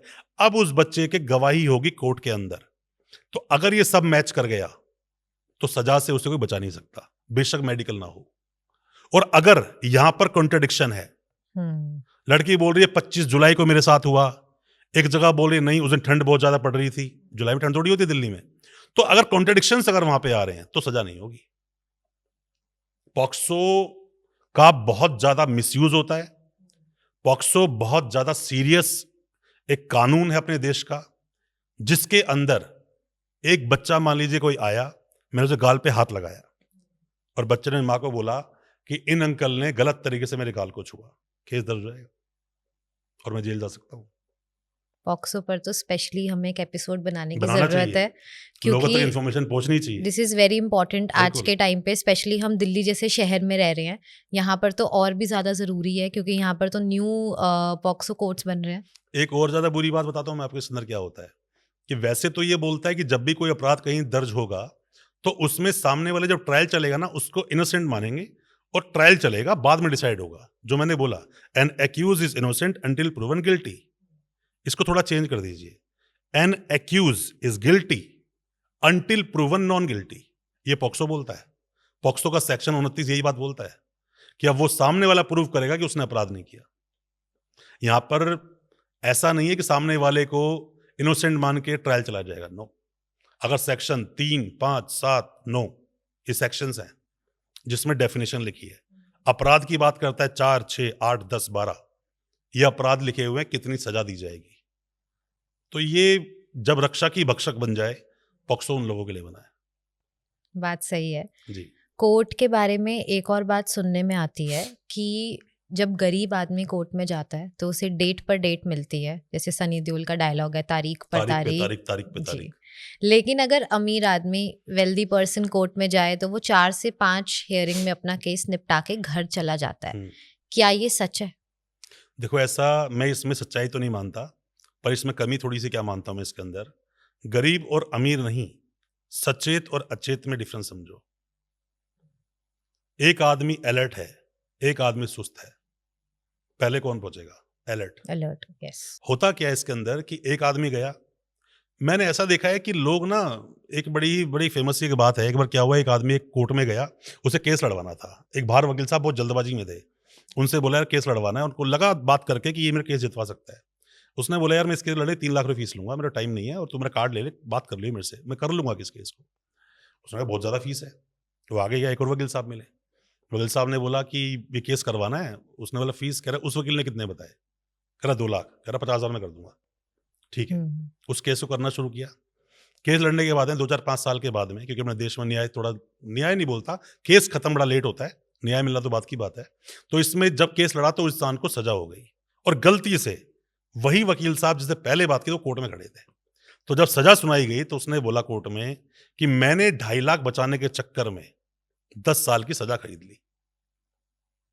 अब बात क्या होती है इसके अंदर, मैं बोलना क्या चाहता हूं, आपके साथ अगर वकील साहब, सचेत वकील साहब नहीं खड़े हैं, जो अलर्ट रहना चाहते हैं, एक्टिव हैं, तो वो डेट को छोटा भी करा सकते हैं। एक डेट उठाकर डाल दी अक्टूबर की, ठीक है आप 13 फरवरी का आ जाओ, 26 मार्च को आ जाओ। वही वकील साहब बोलते हैं अरे नहीं साहब, ये ऑलरेडी केस 1.5 साल से पेंडिंग चलता हुआ आ रहा है, इस केस में एक भी विटनेस नहीं हुआ, इवन चार्जेस फ्रेम नहीं हुए, कितना लंबा इस केस को लेकर जाओगे आप? तो जज साहब सुन कहते हैं ठीक है अक्टूबर नवंबर में आ जाना, डेट छोटी होगी ना। बोलने वाला चाहिए ना, बिना रोए तो बच्चे को दूध नहीं मिलता। आप वहां डेट की बात करते हो, फिर भी नहीं होती तो डे टू डे हियरिंग की एक एप्लीकेशन लगा दो आप, डिसमिस होगी ना जी। पॉक्सो एक्ट बोलता है कि जब भी किसी का भी केस शुरू होगा within 30 days from the date of cognizance, बच्चे की गवाही करवा लो। क्या गवाही होती है? 1-1.5 साल तक नहीं होती है। फिर बोलता है कि 1 साल में केस खत्म कर दो। 1 साल में केस खत्म होते हैं ना। नहीं होते हैं। हो सकते हैं अगर यही आप एप्लीकेशन कोर्ट में लगा दो कि भाई कानून तो ये बोलता है, किसी इंसान को बोला justice delayed is justice denied. Yes. आपके साथ कोई गलत हुआ, आप केस लड़ने पहुंच गए, शादी वादी हो गई, कहीं से कहां आप पहुंच गए, आज भी वो केस चल रहा है, तो किस बात का वो न्याय मिलेगा आपको? तो बात सिर्फ ये है कि आपके साथ जो वकील साहब है या फिर आप खुद अलर्ट रहो, कोर्ट में बोलो अपनी बात को, जज साहब सुनेंगे। मुद्दे की बात करोगे जज साहब सुनेंगे, फालतू बात करके बाहर खड़ा कर देंगे। आपने जैसे डिले की बात की, ऑब्वियसली हमारे देश की जनसंख्या बहुत ज़्यादा है, तो केसेस भी बहुत ज़्यादा है। तो जो जज होते हैं वो एक दिन में ऑन एन एवरेज कितने केसेस की हियरिंग करते हैं? देखो जजेस डिपेंड करता है कि वो जज किस केस को हैंडल कर रहे हैं।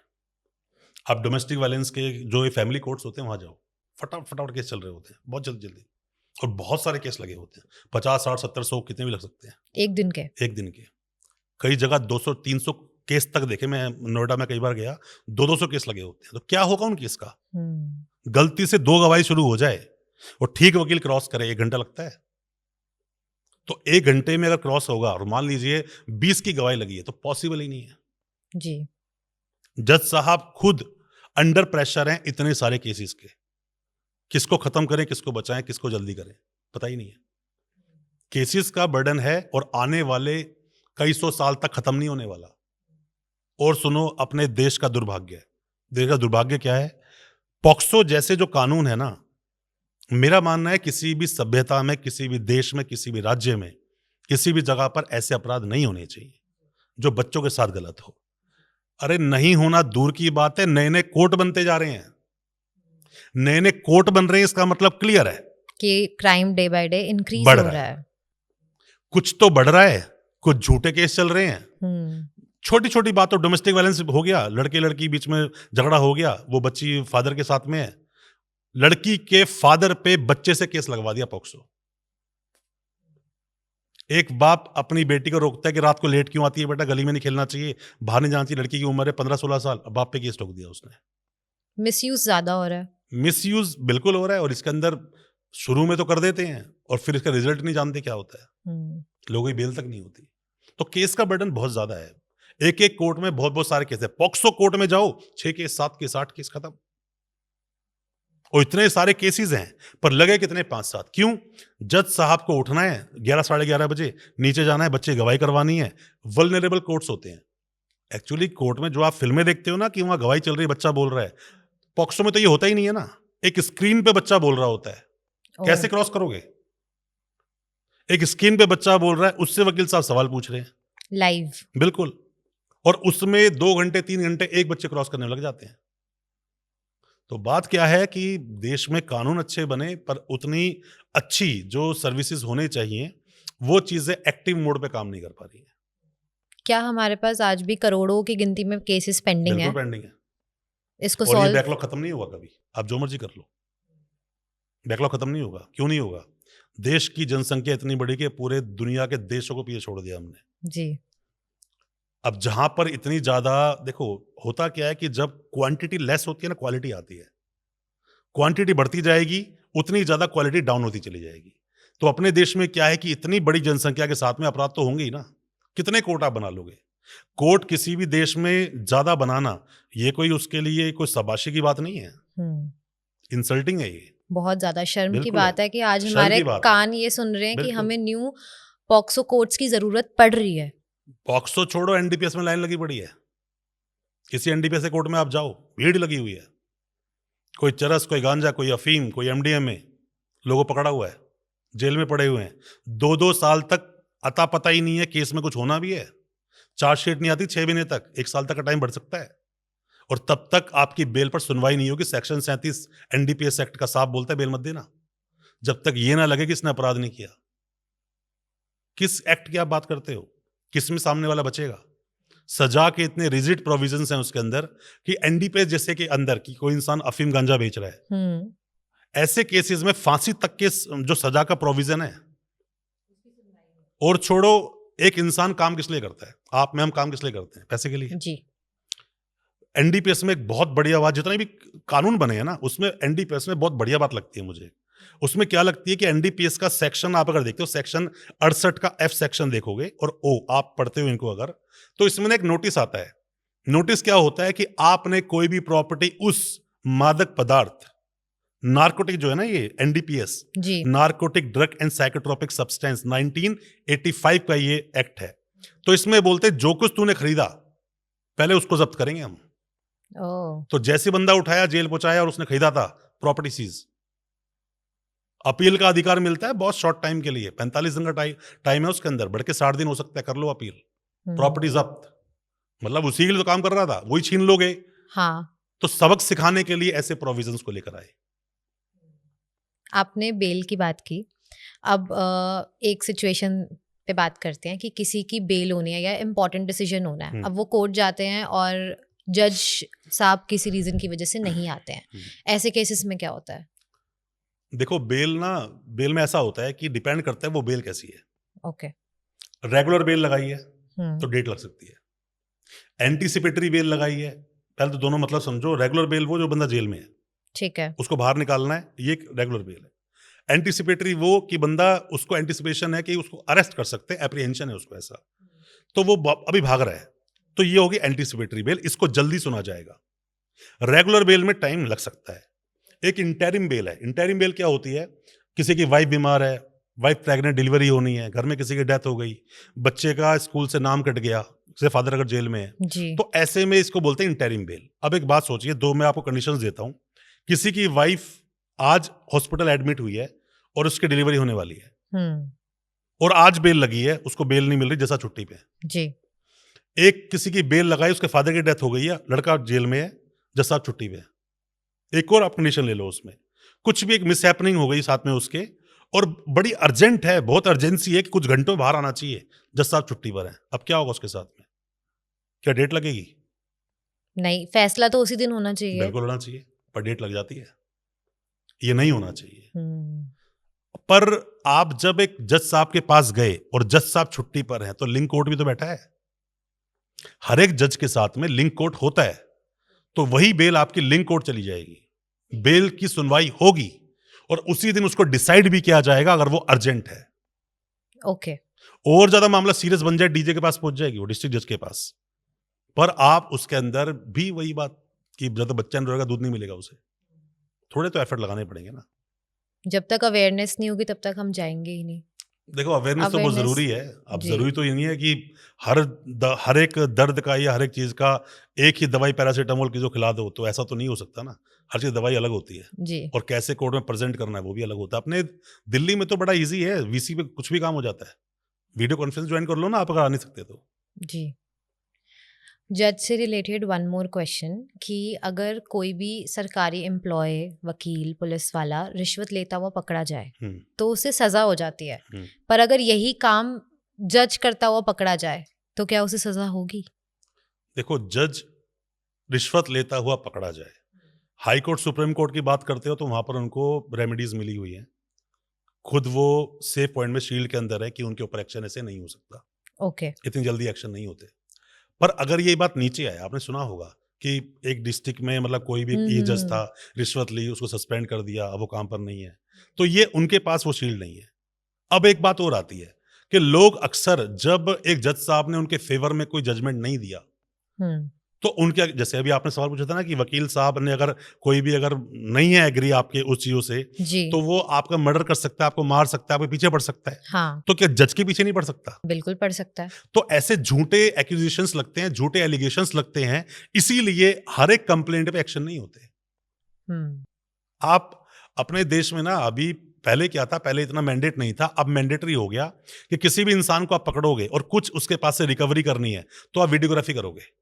ओके, पहले भी प्रोविजन था, किसी इंसान को पकड़ोगे, उसके पास से कुछ रिकवरी करनी है तो सीआरपीसी का सेक्शन 100 बोलता था, उसी में पार्ट्स बने हुए, 2-3 पार्ट बने हुए, उसके अंदर आप पढ़ोगे तो बोलते कि 2 इंडिपेंडेंट विटनेस होने चाहिए, वरना हम नहीं मानेंगे आपने इसके पास से कोई रिकवर किया है। पहले भी था ये प्रोविजन। अब तो बोलते वीडियोग्राफी होनी चाहिए। मैं आपको एक बढ़िया बात बताता हूं, एनडीपीएस में क्या होता है कि सेक्शन 50 का नोटिस दिया जाता है जब किसी इंसान के पर्सनल सर्च से कोई कॉन्ट्राबैंड मिलता है। कॉन्ट्राबैंड क्या? नशीला पदार्थ मिलता है। ओके, ठीक, 1 किलो से 20 किलो के, ये ना अपने एनडीपीएस में small quantity, intermediate quantity, commercial quantity, तीनों की सजा अलग अलग। 1 साल, 10 साल, 10 से 20 साल, फाइन 10,000, 1 लाख, 2 लाख तक हो सकता है। ऐसा सजाओं के प्रोविजन हैं इसके अंदर। अब एक बात बोलता है उसमें कि जो भी इंसान से आपने सर्च किया, मान लीजिए आप ही बैठे हो, हम्म, किसी सर्च किया और आपके पास से हेरोइन मिल गई कुछ, और वो एक केस बनाकर कोर्ट में पहुंचा दें, हम्म, तो क्या ऐसा नहीं हो सकता कि आपसे पर्सनल रंजिश या पैसा आपने पुलिस को नहीं दिया, आप पर वो केस लगा दिया जाए? हाँ, बिल्कुल हो सकता। अब इसको आप क्लियर कैसे करोगे? क्लियर करने का एक ही तरीका, उसी वक्त वीडियोग्राफी होनी चाहिए, और वीडियोग्राफी अनकट होनी चाहिए। उसके अंदर 2 इंडिपेंडेंट विटनेस होने चाहिए। अब एक सवाल यहां पे आता है, सेक्शन 50 का नोटिस देना मैंडेटरी है कि भाई मैं आपकी तलाशी लेना चाहता हूं, आप इस तलाशी को जरूरी नहीं कि मुझे ही दोगे, आप राजपत्र अधिकारी, गजट ऑफिसर के पास भी चल सकते हो, वहां जाके तलाशी दे देना। ओके, अब देखो होता क्या है इसके अंदर, ये प्रोविजन है कि आप नोटिस दोगे तब सर्च करोगे। आपको मैंने नोटिस दिया, आपको मैंने सर्च किया, आपके पास से काउंटरबैंड मिला, सर्च मेमो बनाया, अरेस्ट वरेस्ट की प्रोसीडिंग आगे बढ़ाई। अगर सर्च मेमो बनाया हम्म, तो आपके पास से क्या क्या मिलेगा? एक वॉच मिलेगी या कुछ भी सामान जी, मिलेगा, ठीक, फोन आईडी, मिलेगा यस, ना? यस, तो नोटिस कहाँ गया? जो नोटिस मैंने आपको दिया वो सर्च में होना चाहिए ना। बिल्कुल, कई बार वो नोटिस ही सर्च में नहीं होता, इसका मतलब आपने सर्च किया, नोटिस ही नहीं दिया, और नोटिस नहीं दिया तो आपको अरेस्ट पुलिस ने कैसे कर लिया, वो इलीगल है। तो बात ना, जितना ज्यादा रिजिड कानून है, इतनी ज्यादा सीरियस सजाएं हैं, उतने ही ज्यादा निकलने के रास्ते भी तो दिए हैं। उन रास्तों को ढूंढो ना। चोर चोरी करने जाता है, ये नहीं दिखता ताले कितने ज्यादा लगा दे, ये दिखता ताला कहां नहीं लगा है।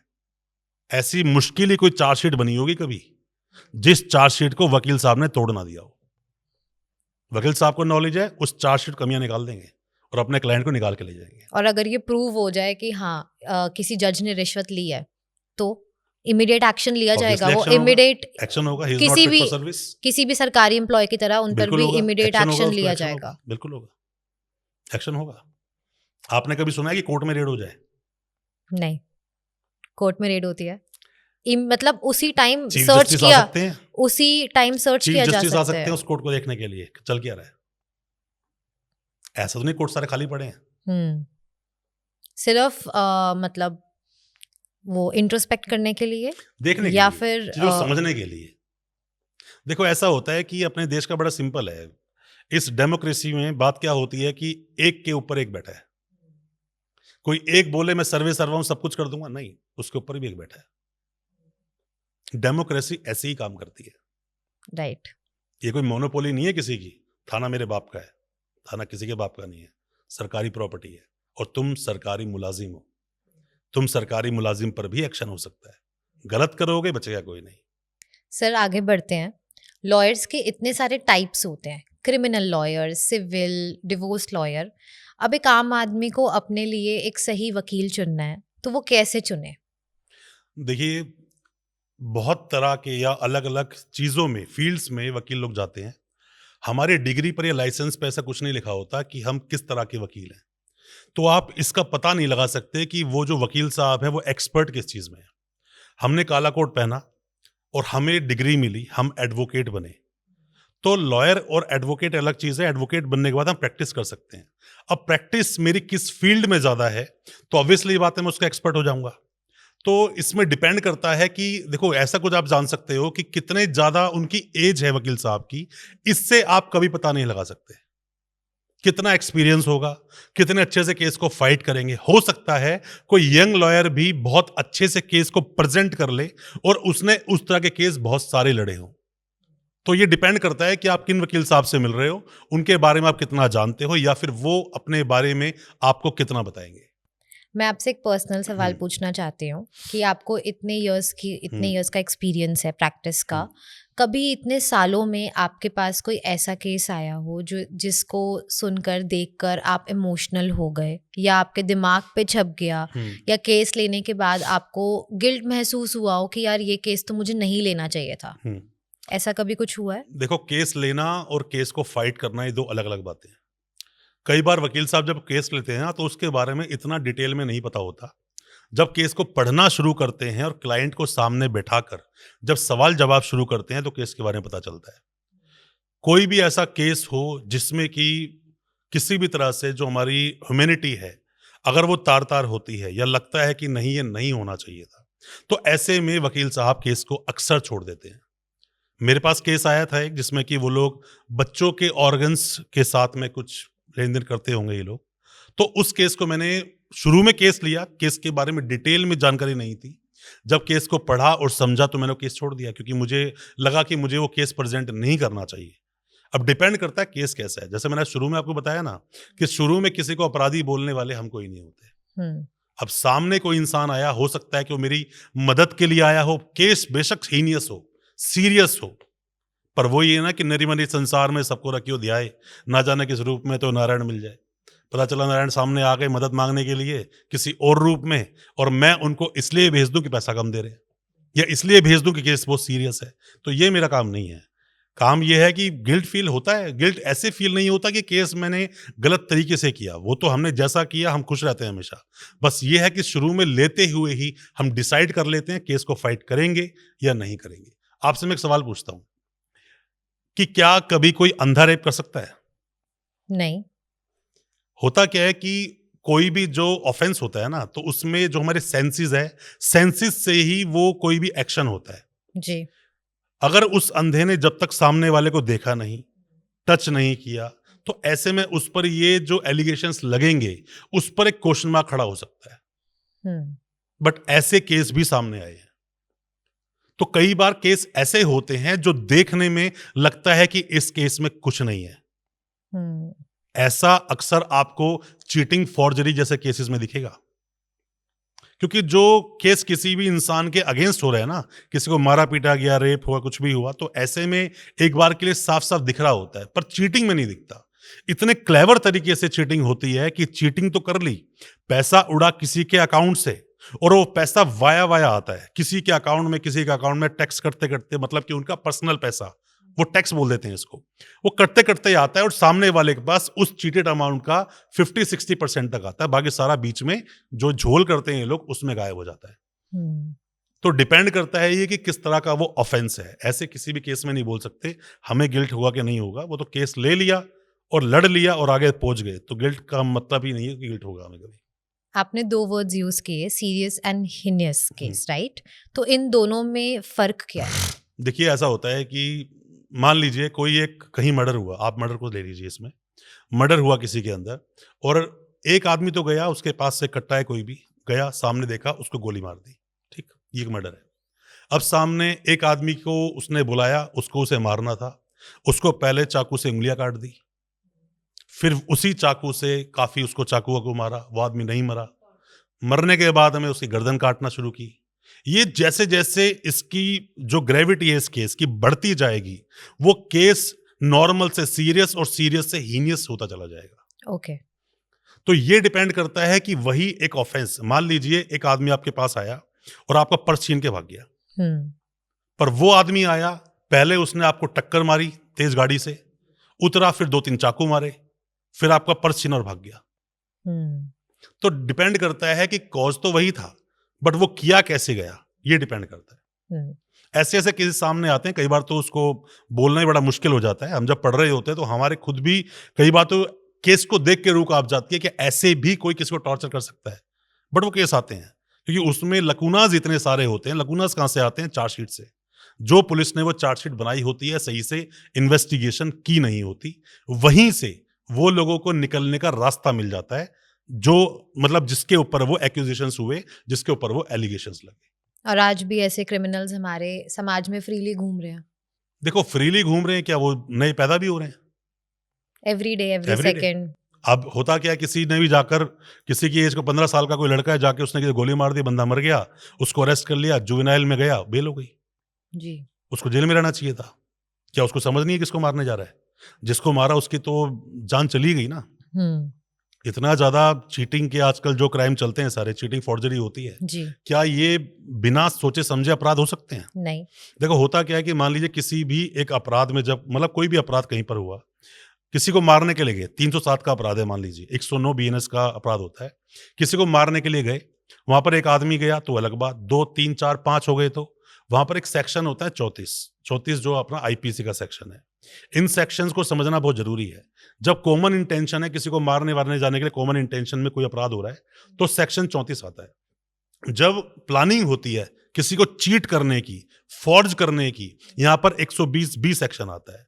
इसी को आप पॉक्सो में ले जाओ कि किसी लड़की के साथ में, कुछ बच्चे के साथ में गलत हुआ, उसकी इंफॉर्मेशन सामने वाले को थी, बट उसने उसको होने से रोका नहीं, उल्टा उसको सपोर्ट किया, तो यहाँ सेक्शन 17 अबेटमेंट में लग जाता है। इसी को आप एनडीपीएस में चले जाओ, सेक्शन 29 आ जाता है, कॉन्स्पिरेसी।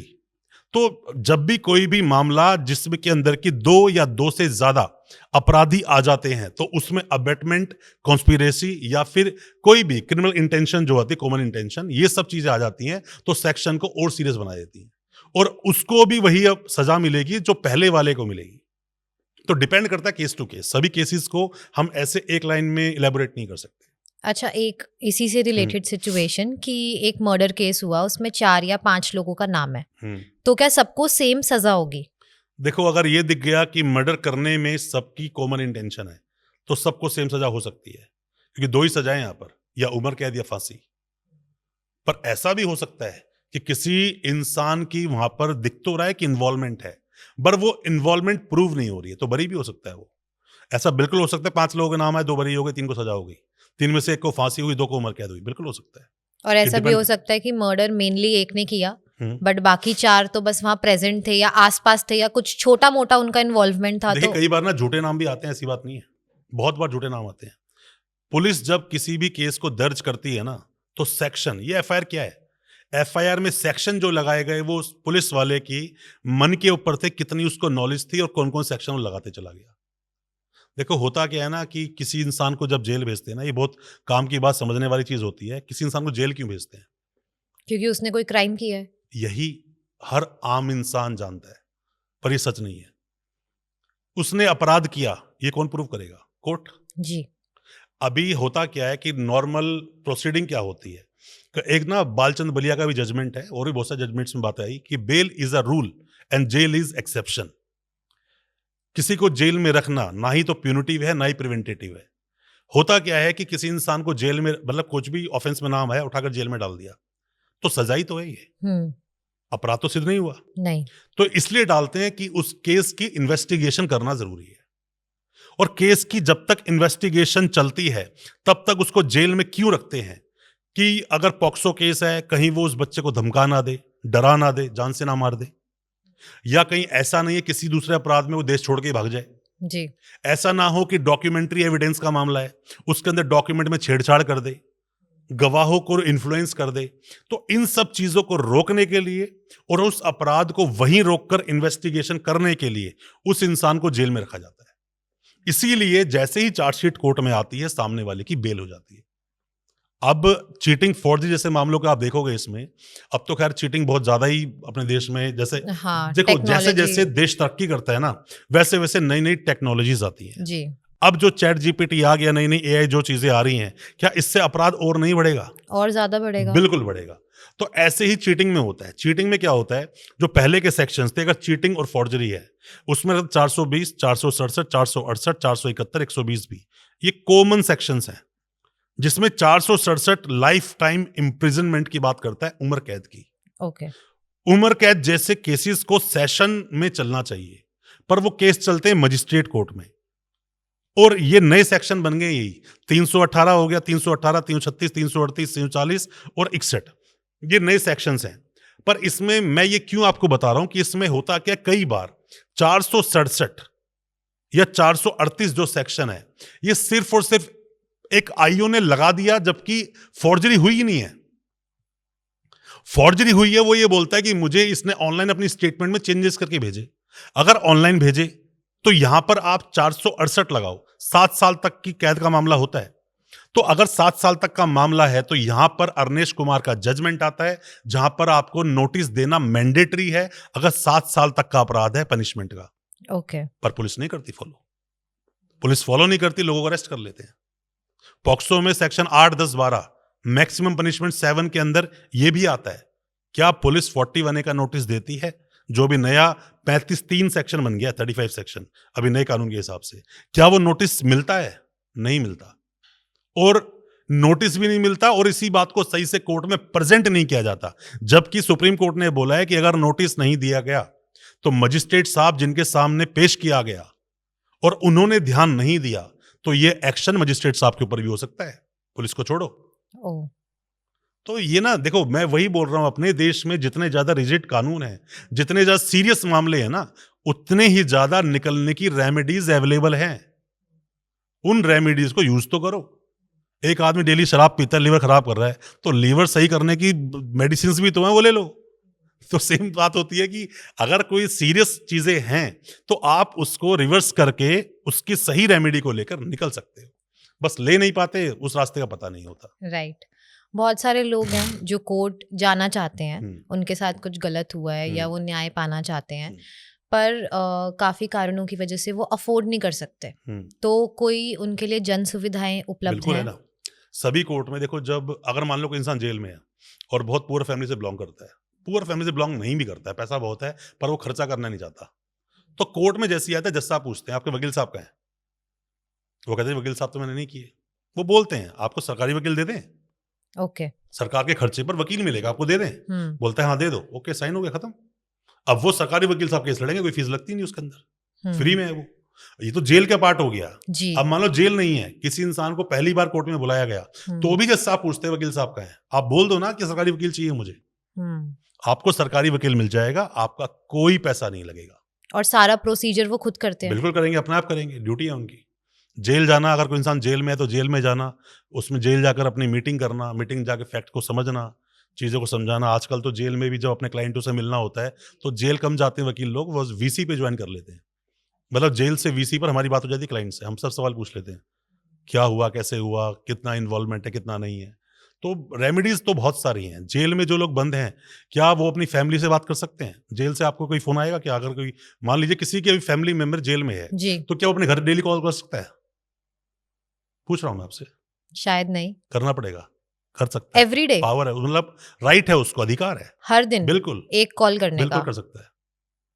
आप अंदर प्रोसीजर है उसका, एफिडेविट दोगे, पोस्टपेड नंबर दोगे, चीज जाके सबमिट करोगे तो वहां से अंदर से आपका नंबर, जो नंबर आपने दिया फैमिली का पोस्टपेड नंबर, उस नंबर पर वो जेल से कॉल कर सकता है, बात कर सकता है फैमिली से, ये भी उसके पास राइट है। अच्छा, जेल से कॉल से याद आया कि जेल में कोई फोन, कोई डिवाइस अलाउड नहीं होता, तो इनके पास फोन्स कैसे अवेलेबल हो जाते हैं? देखो, फोन्स को मिलने के ना तरीके बहुत सारे हैं। वैसे तरीके अगर हम बात करें तो कई बार तो अंदर स्टाफ भी प्रोवाइड करवा देता है। सुकेश चंद्रा वाला केस अगर आपने सुना हो, बड़ा हाईलाइट केस है, जब सरकारी गाड़ियां जाकर पैसे को रिकवर ले सकती हैं, तो बहुत कुछ हो सकता है। ऊपर से अंदर से नहीं भी मिला तो आपने ना बाहर से सुना होगा कि बाहर जो दीवारें बनी ना बड़ी बड़ी, ये तिहाड़ जो है, तिहाड़ तो विलेज है ना, दीवारों के बाहर से फोन को फेंका जाता है एक पैकेट बनाकर, तो उस तरह से फोन पहुंच जाते हैं। फोन पहुंचना कोई बड़ी चीज नहीं है, अंदर चीजें अवेलेबल हो जाती हैं, इसीलिए अंदर से थ्रेट कॉल्स भी जाती हैं। हाँ वही। पर यह चीज बहुत ज्यादा एक गंभीर विषय है। ये कुछ इस तरह से मैं आपको समझाना चाहूंगा कि ऐसे किसी इंसान को ऐसी पावर या शक्तियां मिल जाना जिसका दिमाग गलत में ही चलता है, हाँ। अगर उसको पावर मिल जाए ना तो बहुत कुछ बिगाड़ सकता है आपका। हम्म, तो इसीलिए शक्तियां किसके पास है, पावर किसके पास है, ये चीज का पता होना जरूरी है जब इंसान ट्रांसफर कर रहा है।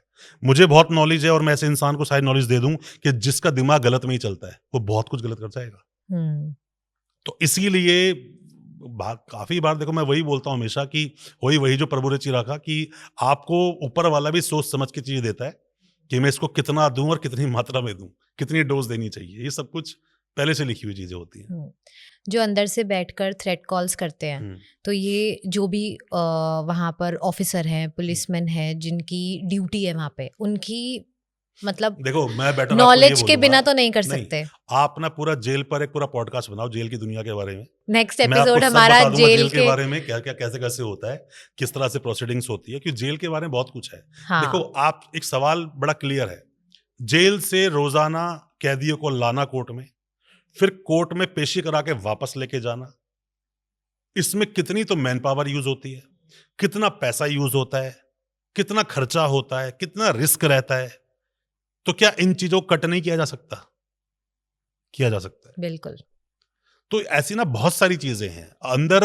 अगर अंदर जो इंसान जेल काट रहा है, उसकी फैमिली क्या उसके अकाउंट में 1 लाख रुपए नहीं डाल सकती कि अच्छा खाओ अच्छा पियो? अगर डाल ऐसा सकते हैं। होगा तो उसके बड़ा दबंग कैदी उसको मार पीट के छीन लेगा। हम्म, इसीलिए जेल में एक लिमिटेड करेंसी और लिमिटेड पैसे की व्यवस्था है कि इतने से ज्यादा पैसे आप ले ही नहीं सकते। तो ऐसे बहुत कुछ सवाल होंगे जो कि अंदर ड्रेस, क्या सब हम्म, व्हाइट ड्रेस पहन के ही घूमते हैं? अंदर कपड़े कैसे पहनते हैं? खाना कैसा हाँ। मिलता है? अंदर आपने वीडियोस देखते हो कि अंदर बेड पे पड़ा है, पैर दबा रहा है एक आदमी। क्या ऐसी दुनिया होती है? तो ये जेल पर बहुत डिटेल्ड वीडियो है, या हम पॉक्सो एक्ट पर बोले बहुत डिटेल वीडियो है, एनडीपीएस एक्ट की डिटेल वीडियो है। किसी भी एक टॉपिक को आप छेड़ोगे ना, तो आपके एक पॉडकास्ट 2-2.5 घंटे का बनता है। जी। क्योंकि शॉर्ट में बताना ये इजी, जो मेरी पर्सनल प्रैक्टिस, जो मेरा पर्सनल नॉलेज है, मैं उसके ऊपर आपसे बात कर रहा हूं। तो ये सब चीजों को बताने में वक्त लगता है, चीजों में टाइम लगता है, पर सामने जो आम जनता है उसके दिल के जो सवाल हैं, वो सवाल इन चीजों से काफी हद तक उन तक पहुंच जाते हैं। हम्म, सोशल मीडिया पे आप शॉर्टकट मत देखा करो कभी भी। बेल मिलना आपका अधिकार है। अरे अधिकार सब में थोड़ी अधिकार है। पॉक्सो जैसे कानून में आप प्रूव करोगे आपने अपराध नहीं किया तो अधिकार कहां से हो गया? हम्म, एनडीपीएस में आप प्रूव करोगे सेक्शन 37 आपको बेल लेने की परमिशन ही नहीं देता, आप बेल कैसे ले लोगे? अधिकार कहां से हो गया? बोलते हैं कि एंटीसिपेटरी बेल ऐसे ऐसे लगाओ बेल पक्का मिलेगी। अरे पक्का छोड़ो, हम बोलते बोलते थक जाते हैं, डिस्ट्रिक्ट कोर्ट में जजमेंट को नहीं सुनते। सुप्रीम कोर्ट ने गाइडलाइन जजमेंट डिक्लेयर कर दी कि भाई ये गाइडलाइन है, ये जजमेंट है, आप इसके लेफ्ट राइट नहीं मार सकते। हम्म, फिर भी उनको बाईपास करके ऑर्डर सुनाए जाते हैं, लोगों को बेल नहीं मिलती है। तो ये तो एक डिस्क्रिशन पावर है जो सेशंस कोर्ट में बैठे हुए हैं जजेस, तो वो उन पे डिपेंड करता है कि किस केस में बेल देनी, किस में नहीं देनी है। हम्म, कई बार वकील साहब ने पिटीशन रेडी की, पिटीशन में ही दम नहीं है, तो और आसान हो जाता है जज साहब को उस बेल एप्लीकेशन को डिसमिस मारना, क्योंकि रिटर्न में तो कुछ है नहीं। जी। अगर आपकी पिटीशन में बहुत दम है, सब चीजें आपने लिखी हैं, बेल डिसमिस मार दी, हाईकोर्ट जाओ उस पिटीशन को भी लगाओ कि मैं ये बातें बोलने गया था, और उन्होंने डिसमिस कर दी। डिसमिस कर दी, जबकि ये फंडामेंटल राइट भी है और सुप्रीम कोर्ट की गाइडलाइन भी है। हम्म, इसको बोलते हैं कंटेम्प्ट ऑफ कोर्ट।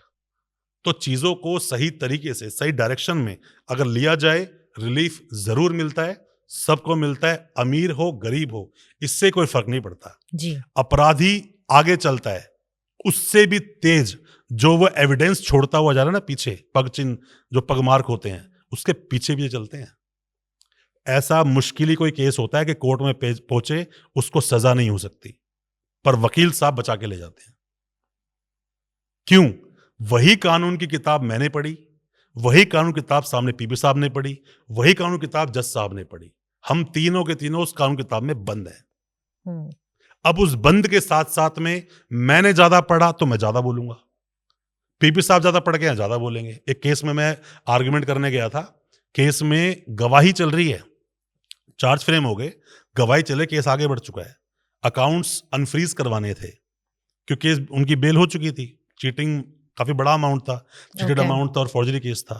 मैं आर्गुमेंट कर, पीपी साहब बोलते हैं कि नहीं अभी अकाउंट ओपन नहीं करनी चाहिए, case is on preliminary stage, initial stage पर है, ऐसा बोलते हैं।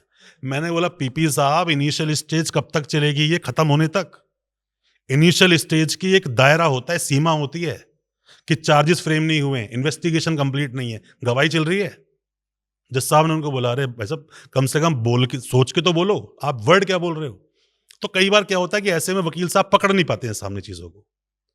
अब सामने वाला बोलता है, एक जैसे बोलता है कि नहीं नहीं सर चीटिंग केस है, पर चीटिंग भी डबल चीटिंग हो गई है, तो इस तरह चीट किया है। अरे डबल चीटिंग नाम का कोई क्या सेक्शन है आईपीसी में, बीएनएस में? नहीं है। चीटिंग इज चीटिंग 420, छोटी की है या बड़ी की है, उससे मतलब नहीं है। यहाँ पे 7 साल तक ऑफेंस है। सेक्शन बदलेंगे, as per the cheating section बदलेंगे। यहाँ पे 409 लग सकता है इसके अंदर। आप अगर सेक्शन बदला, आपके 316 जो अभी नया बीएनएस कानून है वो लग सकता है। तो चीटिंग भी एक तरह की नहीं है, जैसे मारना एक तरह का नहीं है। 323, 326, 304, 307, 302, 304 बी, 304 का 1 और सेकंड पार्ट, बहुत तरह का मारना होता है। चोरी एक तरह की नहीं होती। आपके पास में आया, बैग छीन के ले गया, या फिर उठा के कोई चीज बिना परमिशन ले गया, चोरी हो गया। जी। आपको आया, किसी ने थप्पड़ वप्पड़ मारे, मैंने किसी को, फिर छीना, हम भाई आप 2-3 लोग हमने छीन लिया, आप रॉबरी में कन्वर्ट कर लो। 5 से 5 लोग आ गए, आपको मारा पीटा, सामान उठा के ले गए, डकैती में आ जाएगा। तो चीजें बदलती जाएंगी ऐसे ऐसे करके, क्राइम का नाम बदलता क्राइम है। बदलेगा। अभी आम आदमी को तो बस इतना पता है कि अगर पुलिस वाले ने मुझे मारा और मैंने 112 नंबर पे कॉल की तो पुलिस ही तो आएगी, पुलिस का साथ देगी। अरे पुलिस साथ नहीं दे पाएगी। आपकी जो कंप्लेंट है वो दर्ज हो गई ऊपर, अब उसका स्टेटस मांगो आप। तो हर चीज के पीछे हम जब कोई सवाल दिमाग, मैंने क्या बोला, law is nothing but common sense. आपको लग रहा है गलत है तो गलत है, लड़ाई पूरी करो, पोथियां मत बनाओ। बहुत लोग हैं, एक नहीं 50-50 कंप्लेंट, यहां भी कंप्लेंट, वहां पता नहीं क्या मजा आता है कंप्लेंट डालने में। अरे अब राइट जगह तो करो। आपके चोट लगी है, पैर में पट्टी बांध रहे हो हाथ में, आप पूरी जिंदगी ठीक नहीं होने वाले। तो ये बहुत सारी चीजें होती हैं, ये लोगों तक या तो अवेयरनेस नहीं है। अब कोई भी नया वकील बन के आता है, किसने भी आज कानून की पढ़ाई की है, तो वो आते ही चाहता है सुप्रीम कोर्ट जाना। हाँ, एक उन्हें लगता है कि एक टैग मिल जाए हाई कोर्ट या सुप्रीम कोर्ट। देखो हर वकील साहब चाहते हैं कि सीधा सुप्रीम कोर्ट पहुंचना है। फर्स्ट जनरेशन जो वकील हैं, जिनके घर में कोई दूसरा वकील नहीं है, वो पता नहीं क्यों आकर ट्रायल कोर्ट में टाइम देना चाहते ही नहीं है। शुरुआत वहीं से है। एक बहुत बढ़िया, मैं आपको एक बात बताता हूँ। एक बार तबला वादक पे 2 लोग गए सीखने के लिए। तो एक ने बोला कि भाई, दोनों को बोला कितनी फीस लगेगी।